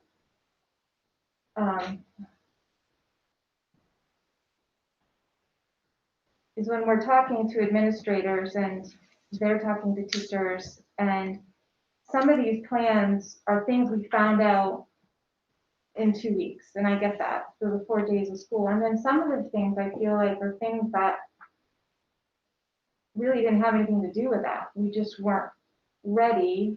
We were hoping to be, but we weren't when we said we were going to do 100%, or predictable.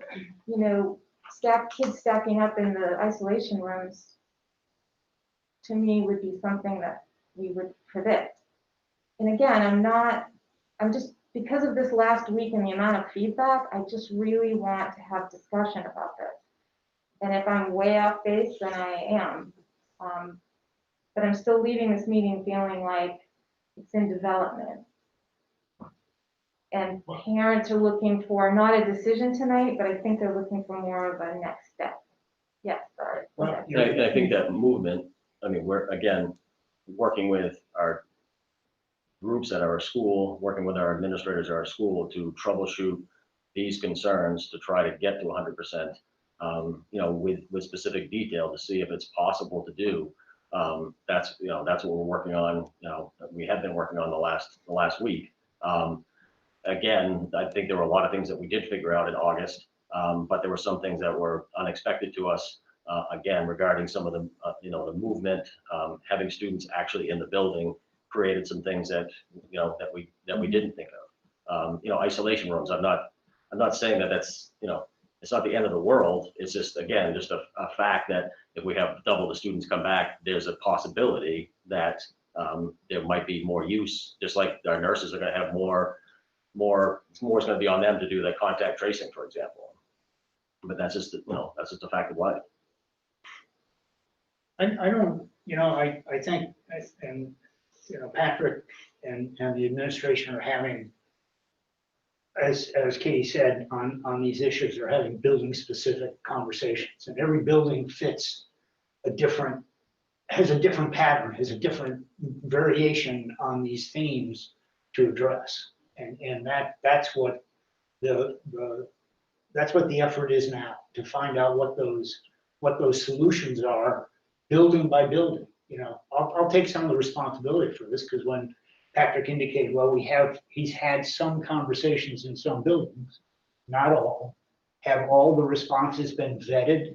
Have we talked to teachers, administrators, Dave Richards, we know we've got to move this, but can we actually do it, from a building perspective? And I thought that at the time, that tonight, it's premature to start to bring those issues out if you can't really bring that conversation to closure. In a week, maybe we can call a meeting, we can have a much more detailed conversation on how some of these issues, just, for example, are going to be addressed in Dyke Newell. And the list will be specific, as you ask, and the responses will be thought through. We've been burned once by bringing information, by advancing a plan that perhaps we didn't have enough experience to talk about. So let's take time, let's develop. When I say time, we're talking a matter of weeks. Let's take time, let's develop the information base that we need to move forward. I don't find that to be evasive, to be disrespectful of the community, or anything like that. In terms of using the slow rollout, that 3-week period, to build a body of evidence of what this looked like, I find that to be a very useful thing, a very useful tool. We're uncovering questions and issues that need to be addressed that we wouldn't know if we hadn't tried that slow rollout. And so, was that wasted time? However, people want to characterize it. I think not. There are any number of. I have to say, I don't have as much experience with the individual buildings as many of you do, because you're parents and you've walked through, you've had your kids walk through these buildings and you understand them much better than I do. But I've learned a lot about what the limitations of our physical plant are and how we can accommodate some of these issues, and having that 3-week period, the slow start was, or the rollout was very useful, very useful. I mean, like I said,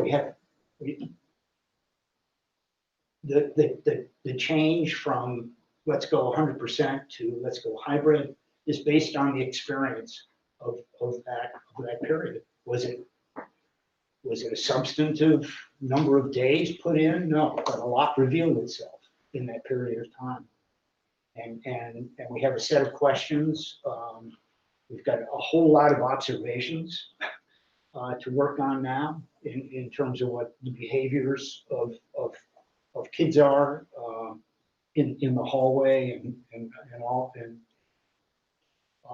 and how we might accommodate that, for just as an example. And we can use that constructively, and move forward. I mean, I think we're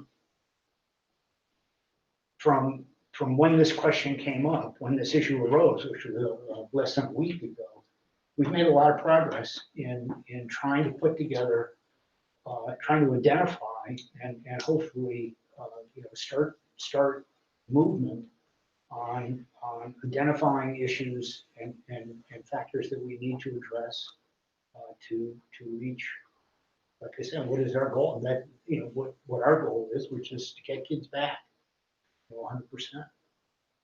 I have a question.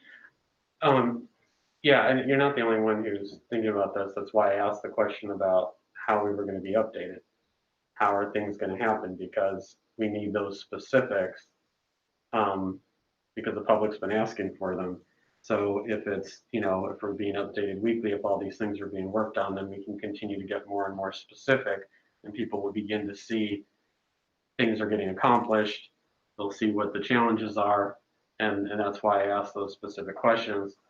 The other two things that I think we'll need to address ultimately is, and maybe some you can answer now, I'm not sure, but I know folks have asked, like, where Dr. Hannah was in all this, what her opinion was of, after doing this and trying to come up with that. So, and I think you said you were working with her, but, as we do updates, it would be good for everyone to know, where does that fit in? And then the other one, which I can see kind of both sides of it, but if you were dealing with any kind of specific things, where obviously each building has its, as you said, its own specific issues, do we begin to go full time in some buildings before other buildings because we can? And what does that look like? And how do we, this is all unprecedented. So I'm not saying I don't know the right answer. I'm just saying we certainly have to address why we would or wouldn't do that. And I really, I don't know the answer, but I'm just asking that kind of be in the forefront as well, because certainly people have asked, and I don't have the answer, but it certainly needs to be addressed. So I just wanted to make sure I brought that up. Good. Thank you. Jen? I think I'm looking at this process, I guess maybe, my default is to go back to what would I do? What would you want of a classroom teacher? And a classroom teacher prepares a plan, they instruct that plan, they reflect on what happened, and they use that reflection to say to the outcome of what they've done to inform them how they go further. And so it's that process of, we tried to prepare a plan. We took 3 weeks to try to say, how is this plan working by, this instructional process? We reflected on it. That reflection, that feedback informed the outcome of our decision, and now we move forward. So in part, it's how do we keep this big, huge function of a school working, and also how do we educate children? So we're working on so many different levels that I think a lot of the feedback or a lot of personal experience is how is it affecting one child? And we are looking at it, how are we trying to keep all the population, all the physical plan of everything running, all the population, the children and the adults that are working there, continually being able to be resources for them and meeting the regulations and the compliance that we have to do. So it is a high level thing to start with, but also we didn't have any tried and true lesson plan to how to do this before. So I think we came up with a plan, we implemented it, and I think there's a part of actually doing something that that has a unique experience about it that everything kind of on paper doesn't. So I feel like the public wants very granular, this is what we're going to do, A, B, and C. And I understand that, but we're trying to figure out how we're going to educate the kids and how we're going to keep the buildings open. And the thing that we don't know now is we have not done this when the weather closes down and everything changes. So we can have a plan for how that's going to impact what we're doing. We should have a plan for that, absolutely. But we haven't done that part of this yet. So we don't have anything to inform us how the outcomes are going to be and how we move forward. So,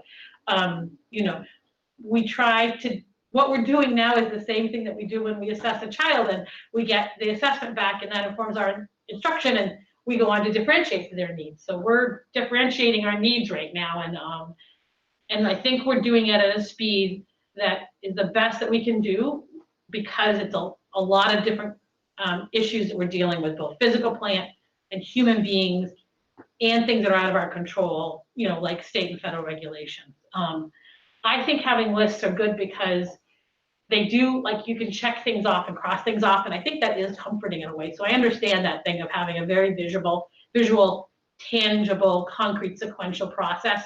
I think that does help people see progress by seeing that. So I think that's a great way to kind of move forward. But I think that it's very hard to understand the complex working of an entire school system when your point of consuming it is at a very one level, through, my child's experience. It's so much more, there's so many more pieces that get to that moment that child can be educated that it's hard to get all those together. I think we're doing a wonderful job. I think the people on the board are, I think the teachers are, and I hope that people value the dedication and hard work and sincerity that people come to this.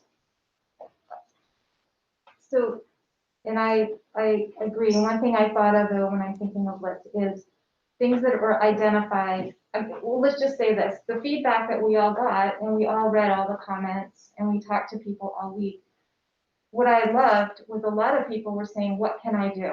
What can I do to make this happen? What are you guys dealing with that you need help with? And so yeah, there's always going to be some people who are just upset because their whole life has been rocked and they're just mad.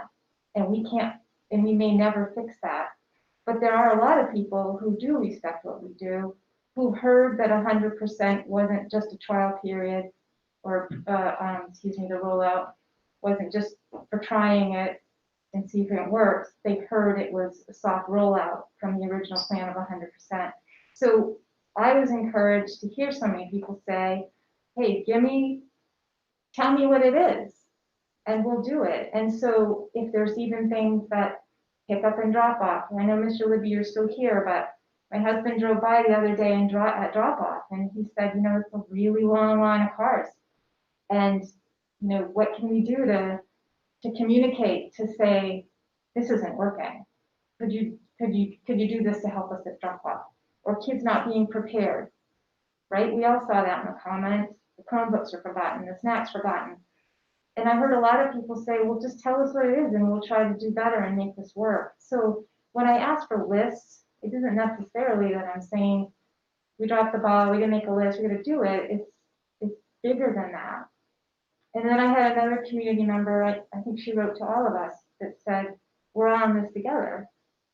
And so I know it's not easy and we can't quantify it in one nice little box, but you know, a lot of people all week, we all saw and heard them say, what can we do to make it happen? So that's where I feel, when I feel this obligation to transparency in people, that's where it's coming from. It isn't just my idea or my disappointment, even though it comes across that way. And we feel that obligation too. I mean, we want kids back 5 days a week. I mean, we're working this, I mean, we want to do it right and do it safely. And, you know, I mean, you know, sometimes, you know, the other things that are going on in the district, obviously having to take a back seat to see how we can solve these problems that we have right now for pre-K to 5. I mean, we're close in a lot of areas, but there's certain areas that we mentioned tonight that we've got to see if staffing can help, whether there's some other resources that can help to see if we can meet in these areas so that we're meeting those health and safety protocols. And, you know, maybe tomorrow, same thing, we're gonna be, you know, talking about a couple other items that, you know, we've got to try to work out to be able to get there. Well, I think for me, like seeing on that presentation, I think a lot of the things that are still unanswered and still working on are falling under that umbrella of the 3 to 6 feet.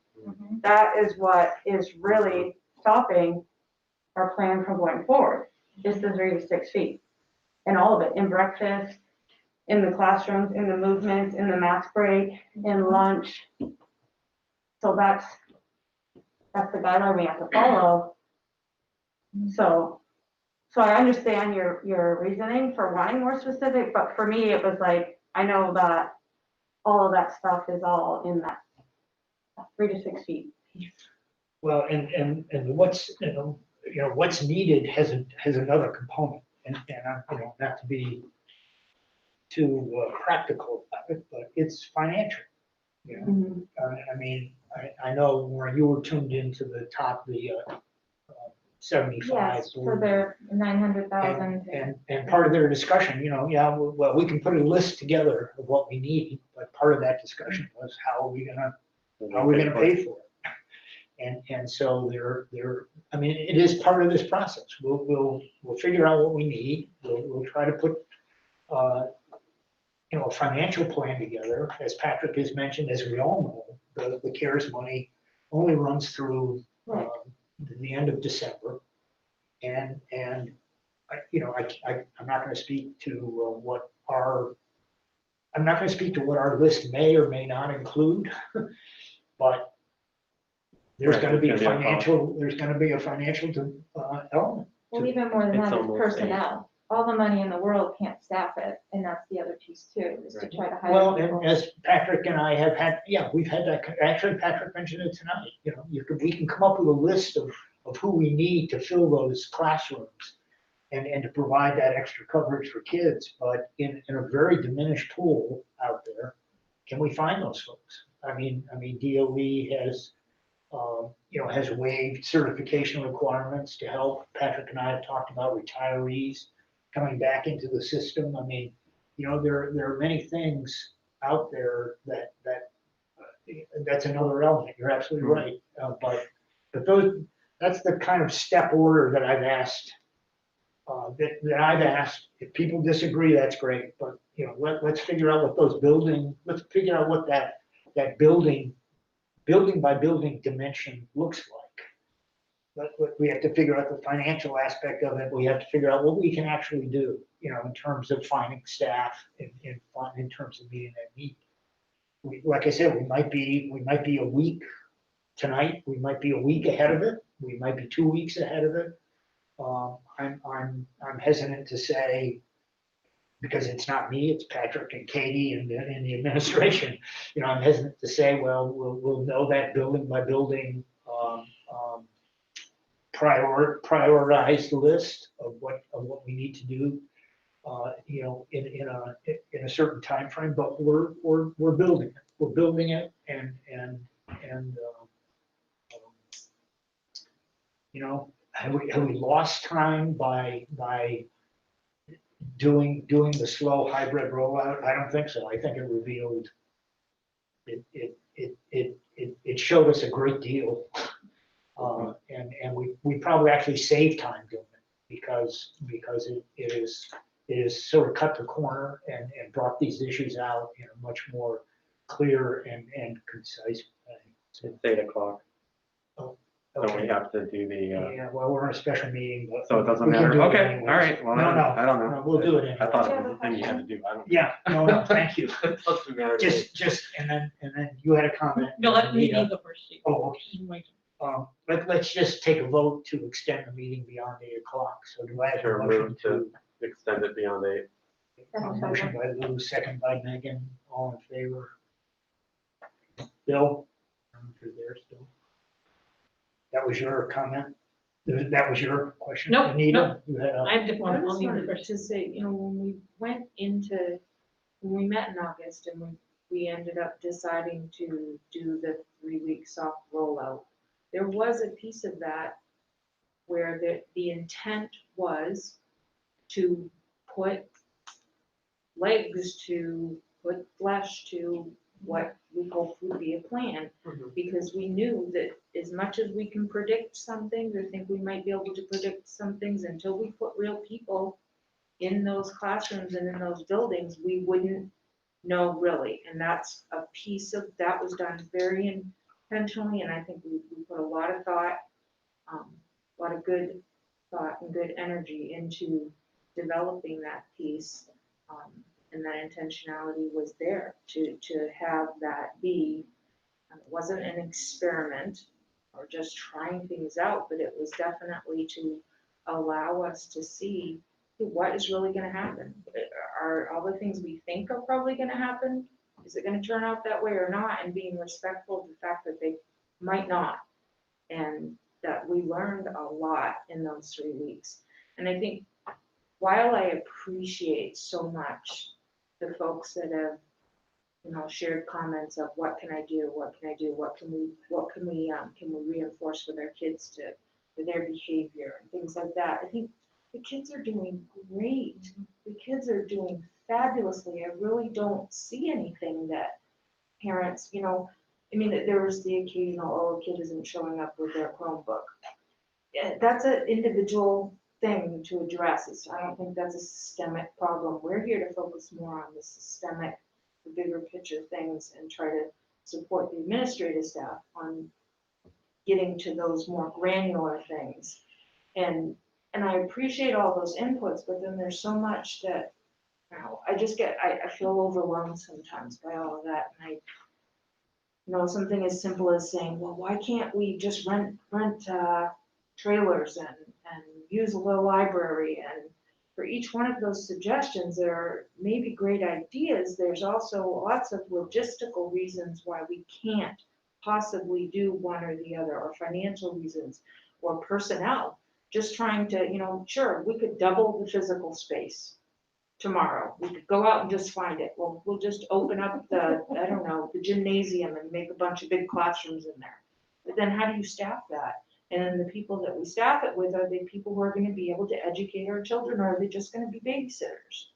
You know, I don't think it's as simple as many of us would like it to be. It's very hard. I didn't mean it to look simple. No, I'm not saying you did. It's just, And I'm not saying our decision was wrong. It was just going forward on just that's it. That's all. what we knew at the time. okay. Steve? Yep. One question on some of the specifics that we have talked about is that there has been a question about opening up Phippsburg Or if we're going through, if the plan forward is to go through each school to say what it take to be able to accommodate 100%. My question about that line would be, if we open up one school, if there's school choice, does everybody who wants to go to school 5 days a week just go to Pittsburgh? I mean, or do we say, no, Pittsburgh is max with the number of people, we can open it up, who is ever there now can be there, but no more people can go in there. I mean, like, those are the, just the logistics, like Anita just so eloquently just said, logistics of not just a great idea, but the logistics of, okay, how do we decide all these steps? So it takes a lot of that kind of planning, but that was specifically one of the questions of, if we open up a school differently than everybody else, do we have a process in place that says we can limit who goes there? One question I had. No, it's good. I mean, I had that on my list as kind of the wrap up. I mean, it's something we need to discuss. Right. I mean, you know, a group of, the group that wrote in, Pittsburgh parents raised that question. Patrick and I have talked about the equity aspect of that, and I think we're all aware. I mean, he does not, although Patrick assures me that there are other districts in the state where one school is open, but a comparable school in the district isn't open, you know, full time. So hopefully it doesn't raise legal concerns from an equity perspective. I mean, you know, I mean, I think, you know, Could you 6 flesh- months, yeah. Could you flesh that out a little bit? What does that mean? Explain that so that people understand what What do you mean? the equity issue, explain that. Well, you know, I can explain it as I think about it, which is if you have a second grader in Woolwich who does not have the opportunity to go full-time because Woolwich is on a hybrid schedule, and you have a second grader in Pittsburgh who is eligible to go full-time because Pittsburgh is on you know, full-time schedule. Both kids are in the same district. Does that raise an equity concern?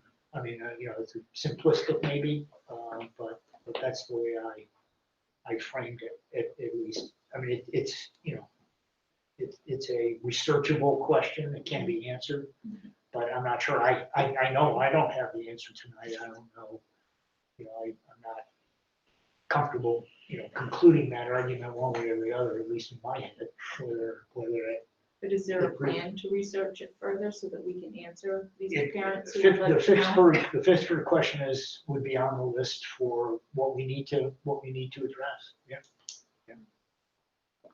And the school choice aspect of it is something, I mean, I think 6 months ago, Katie would probably not remember, but 6 months ago when this all started, I said emphatically I would not be supportive of opening one school if we couldn't open them all. But, you know, my mind is I've come around to, you know, thinking that it is a question we need to talk about. You know, we're just not, I don't think we're ready to talk about it tonight, but parents have put it on the table. The administration's put it on the table, the teachers have put it on the table. I mean, if you look at the survey results, Pittsburgh teachers were pretty much ready to go back, you know, and we've heard from a few parents, they're pretty much ready to go back. We've got to deal with it. Yep, we have to answer that question. When would be a reasonable time frame to be able to have an answer for the question? Again, thinking parents listening to this, is there time to say, we should be able to get that item addressed within the next month? Or Are we not? talking about Pittsburgh? Yeah. Well, there you go, you know, putting parameters on it. I would hope within, you know, there are a set of questions that are probably raised by it. I mean, I think we have to talk to the association probably about it, because it changes duties and responsibilities of teachers operating in the same classification. So there's that aspect of it. There's this broader legal issue, maybe not. maybe it's, maybe there's no issue there at all, and we can just get rid of it off the list. Right. But there is a set of questions there that we need to address, we need to ask and answer. Yeah. How long is it gonna take? I mean, I don't set the priorities, the work, I mean, I suppose, it becomes one of those many, to do things. But, We'll definitely, we can get feedback on it. yeah. Maybe not the answer, but we'll get the it'll be one of the items on the feedback that we talk about. Right, that's what we're talking about. Yeah, We want to get that back so then we can have an intelligent conversation about it, knowing what. I don't think any of this is gonna linger. No. For the year, it's not like that. It's a month, maybe, it's 2 months. I mean, it's hard to predict at this point. As everyone realizes, we could be yellow next week, and Yep, if there's an outbreak, the whole thing could change. and that will be hybrid, so. Are we on to We can, communication yet? yeah, we can come back to this again. We have 5.5 communications. I mean, and this is an item Lauren wanted to address to an extent. I mean, we are getting as far, and it's specific to, as I understand, the discussion is specific to we're not talking about general communications, but things specific to COVID and how it affects the building. I mean, Patrick is going to give us his weekly detailed update. I assume that's postable, Patrick? We haven't talked. We're not. I mean, you can say. Yeah, there's you certain can say pieces, it's there's certain confidential. pieces of it that we put out, regardless, Okay. so, yeah. Okay, so there's that piece that goes out to the community. Patrick earlier referred to the pods or working groups of involving a parent, student, teacher, administrator within each building to try to deal. I don't, I assume anything coming out of that, it helps inform us in the administration as much about what's going on as anything. I think, and I'm not gonna want to, you had some, a specific Yeah, it was. set of questions dealing, not so much with that, but communication out to the community generally. Yep, so the reason I just asked it could be on the agenda is just to make sure we could get to it, and also it should be very brief, and it's not very abstract. The only thing, using the websites, as a parent too, I wanted to ask if we could consider a few things. There's some inconsistencies and hard to find information between schools. As far as the, let's just say the first thing I was thinking is there a possible way to have a red banner that says COVID information here, like a lot of websites do these days, a lot of businesses and other schools. And then when you go there, you have everything. You have the health guidelines, the frequently asked questions, the plan, safety plan, and any communications that we've sent. Because right now, some of it's in news, and when you click on news, it eventually, as you add news, it drops down. So then I think it's the COVID guidelines or the health guidelines that, I don't remember which one, but if you put things in news, eventually they kind of drop down. And so people have to have the wherewithal to go to maybe documents. It's just to try to make it more, here's all the COVID-19 information. And then some of the school, looks like each school has its own handbook. And then so those are kind of in different places. And it's really, I just wanted to make a note of it, just also as a parent, it's just kind of very difficult. People are trying to get stuff up as fast as they can, but there's really doesn't seem to be one holding place for that. So really it was. You're talking about the COVID handbook, or you're talking about the regular handbook? Well, there's a COVID-19 health guidelines. I mean, you guys, at one point, it was a really nice place for guidelines for frequently asked questions.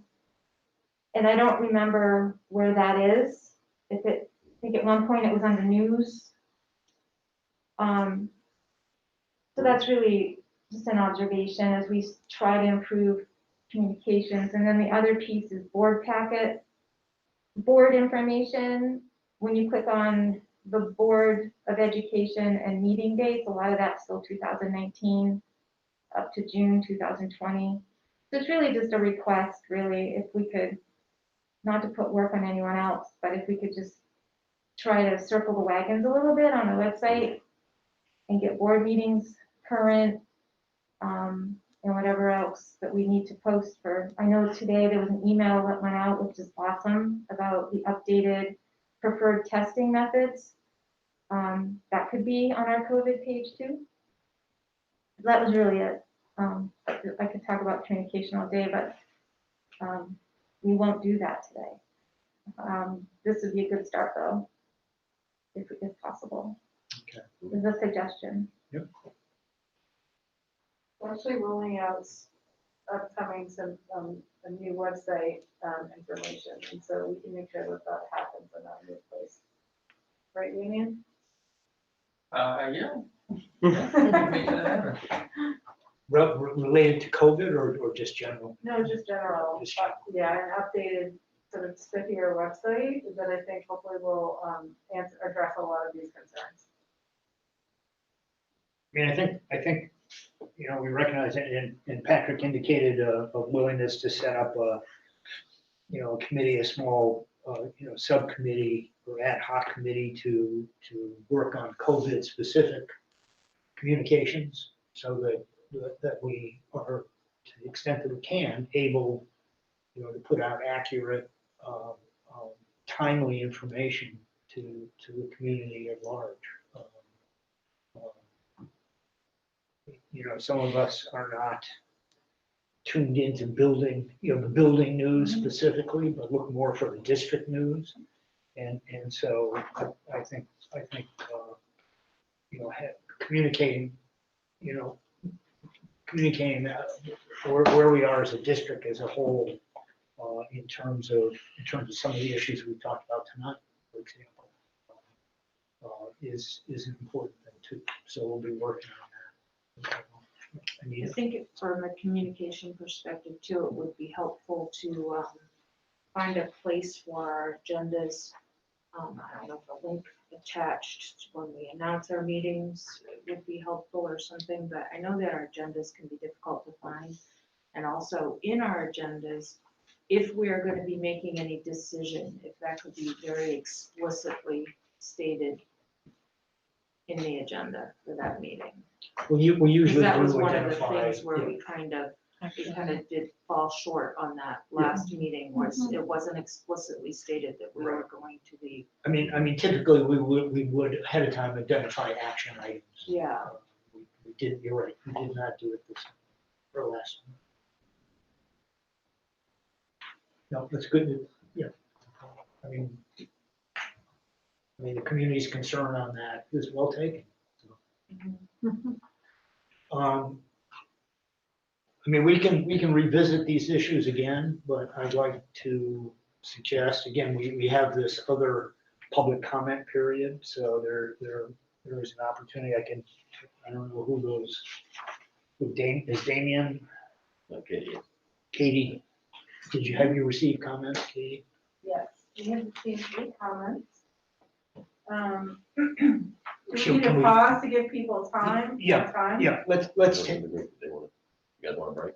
yeah, let's take a 5 or 10 minute break. Let's do, if we do 5, I've already gone through and paraphrased the 8 I've received, so I think 5 minutes should be fine. Okay, so just to Anybody notify. else? I think we just want to give more people time, if any other public want to write in right now, correct? Yep, and then we'll continue our discussion afterwards, after this, but, so I have 8:19, let's say it's 8:20, so just for the public to know, at 8:25, we'll reconvene the meeting, okay? Okay. Okay, thank you.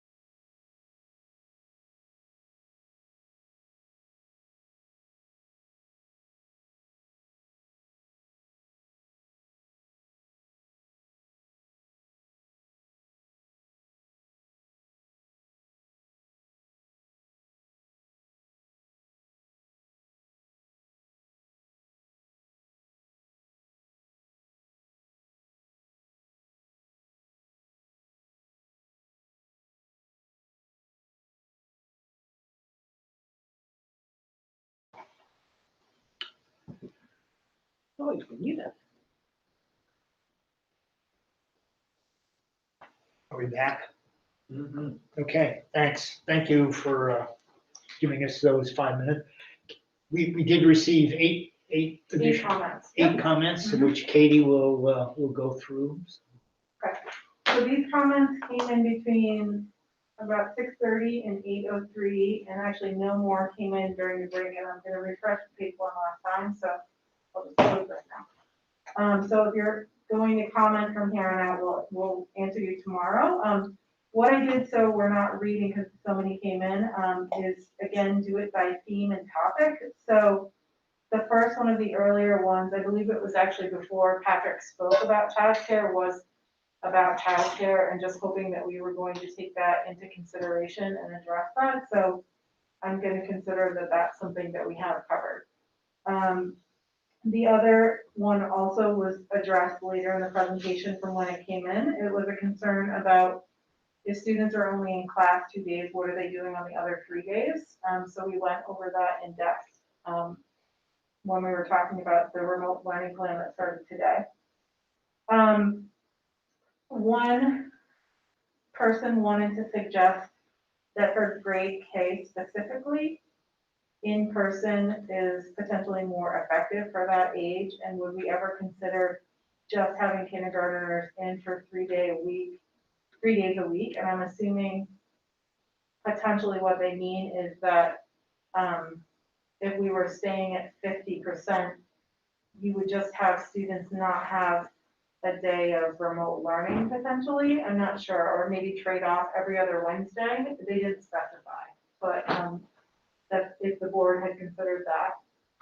So I think we can add that our idea. So that's some of the ideas we considered. Someone wrote in that they were happy with the decision and glad that we were putting safety first. There was a comment on if we had asked any professional consultants to help staff and ourselves assist, so the timeline would be sort of more efficient and effective in the future.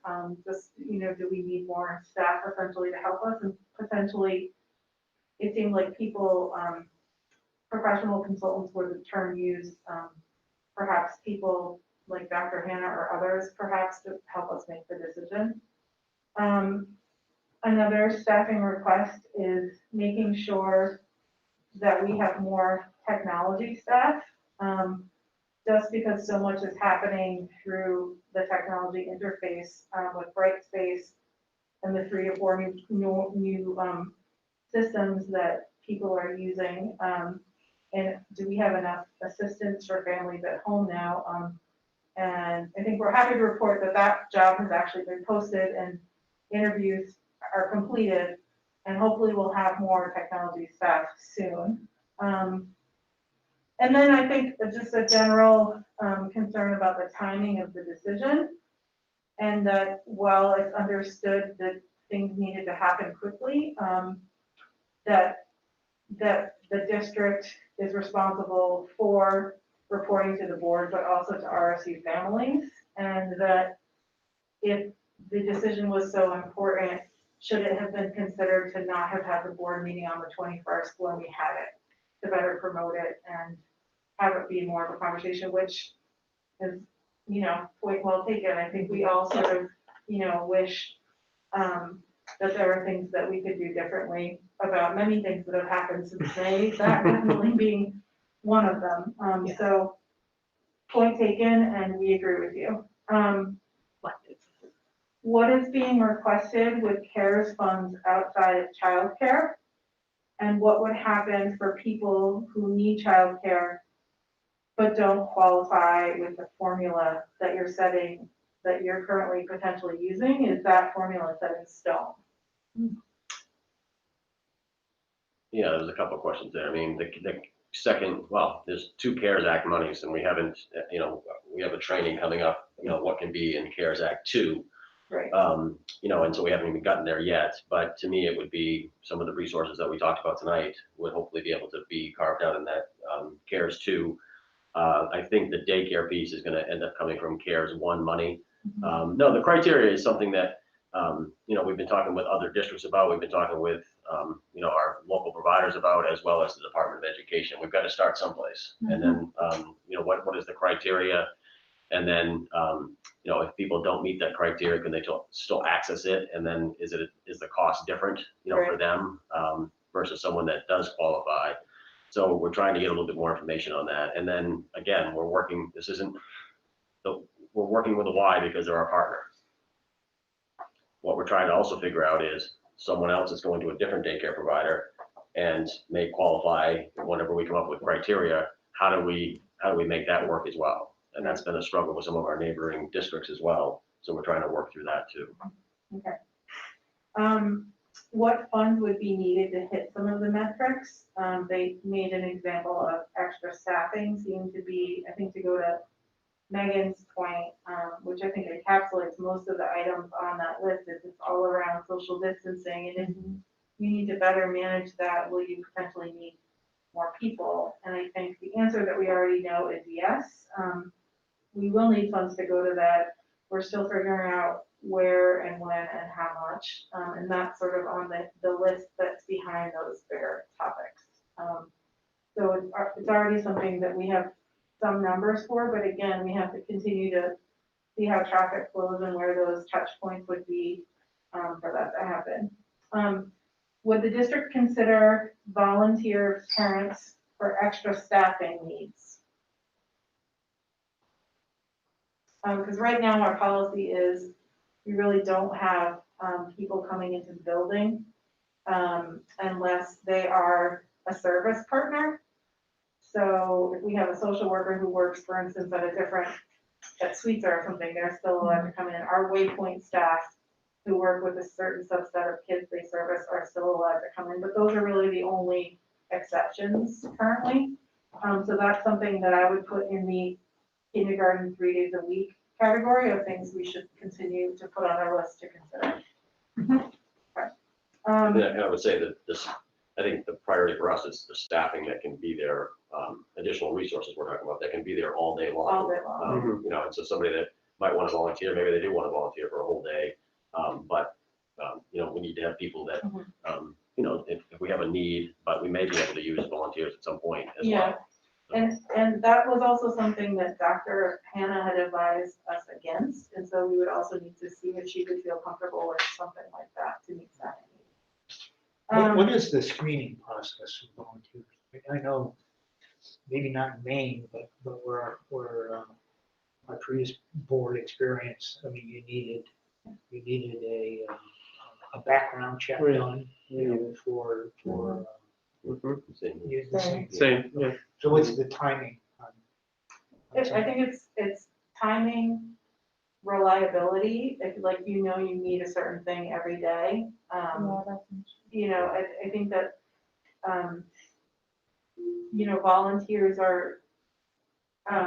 volunteers are most used for special projects. Some are used for like a consistent weekly or daily thing, but that's less often the case. Because of that, if it's on a job, it's a little bit of a different accountability. Okay. Would we consider having a special board meeting involving parents to review and brainstorm solutions?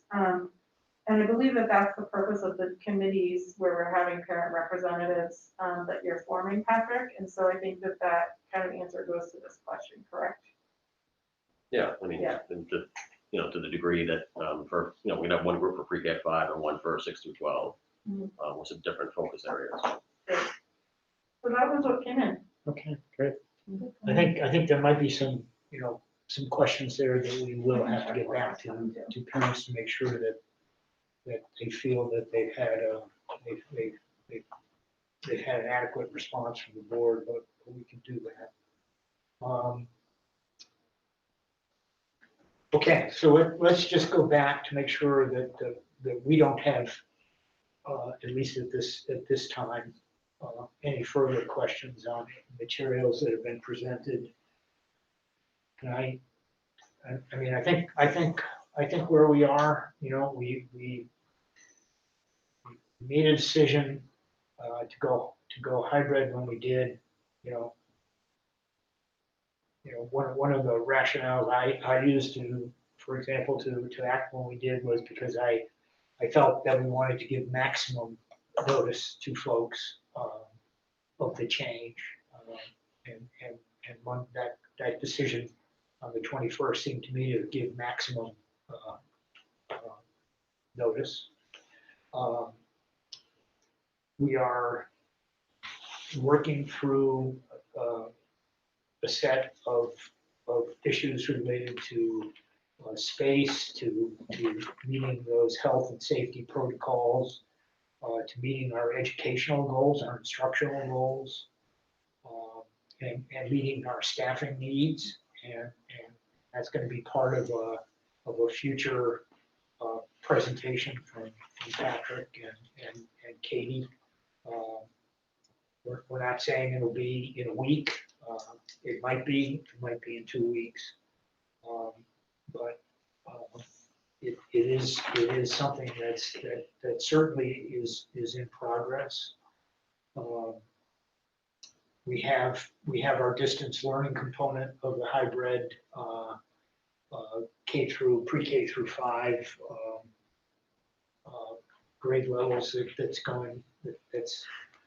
that began today with a soft rollout, will continue tomorrow with soft, and then go full on the week next week. Our technology folks are mindful of the technical issues and are continuing to work through those. I think the Pittsburgh question is out there. We'll keep working on that one as a board and as an administration, and raise the questions that that need to be raised, so that enabling us to make that decision. We'll continue to monitor progress of our K through 12 program. This focus has been on K through 5, but we need to continue, obviously, to be mindful of what's going on at other grade levels beyond K through 5. And we're going to come back as required. And if that's, like I said, if that's next week, we'll come back next week. I don't know what else we can do, but to continue to identify issues, identify questions, answer questions, and make progress on this, as we can. This is an organization with a broad set of objectives and goals. As I've said before, we educate kids, we feed kids, we provide safe haven for kids. We are, including staff, we touch 2,000 plus people probably, including staff and kids directly. If you look out into the community, we touch many more than that out in the community. I mean, it is a big enterprise, and it's not at all surprising that there are questions and issues that come up, that there are hiccups that happen as we move forward. Frankly, none of that surprises me. I think the only thing that would surprise me is if we give up and let it get the best of us, which really isn't even an option. So we'll continue to work on this. The board has raised good questions, and the community has raised good questions. People out in the community has raised good questions, and we'll continue to work on it. We are mindful of as much about what's going on as we can. The expression, just to go back to our decision, the expression of concern from some folks that we're neglecting the issues as they relate to the families and issues as they relate to students in terms of social contact and emotional support that they get in school is not is not forgotten at all. It is very important as part of this decision matrix. I don't know, other comments before we adjourn? Anybody? Jen? On the topic of the broader perspective, I would like to get an update on any information we can get from those students who are completely remote learning now. That might really help understand how that's going to work with students on a hybrid model. You know, very different, but how that's happening for families, how our teachers are doing that are just dedicated to remote learning. Be interesting to hear their feedback and feedback. As the principal, I'd be happy to report the next meeting of that. Okay. Any other comments? Thank you all. Thanks to the administration. Thanks to all the board members. Appreciate all the work, and thanks to all the families. Okay, no one's leaving town, so we can call a meeting at any time. So if no one has any more questions or anything else they want to raise, direct to Katie, Patrick, any of the principals that are still online. If not, I'll take a motion to adjourn. So moved. Motion by Lou, second by Megan. All in favor? Any opposed? Okay, thanks very much. Thank you. Thank you.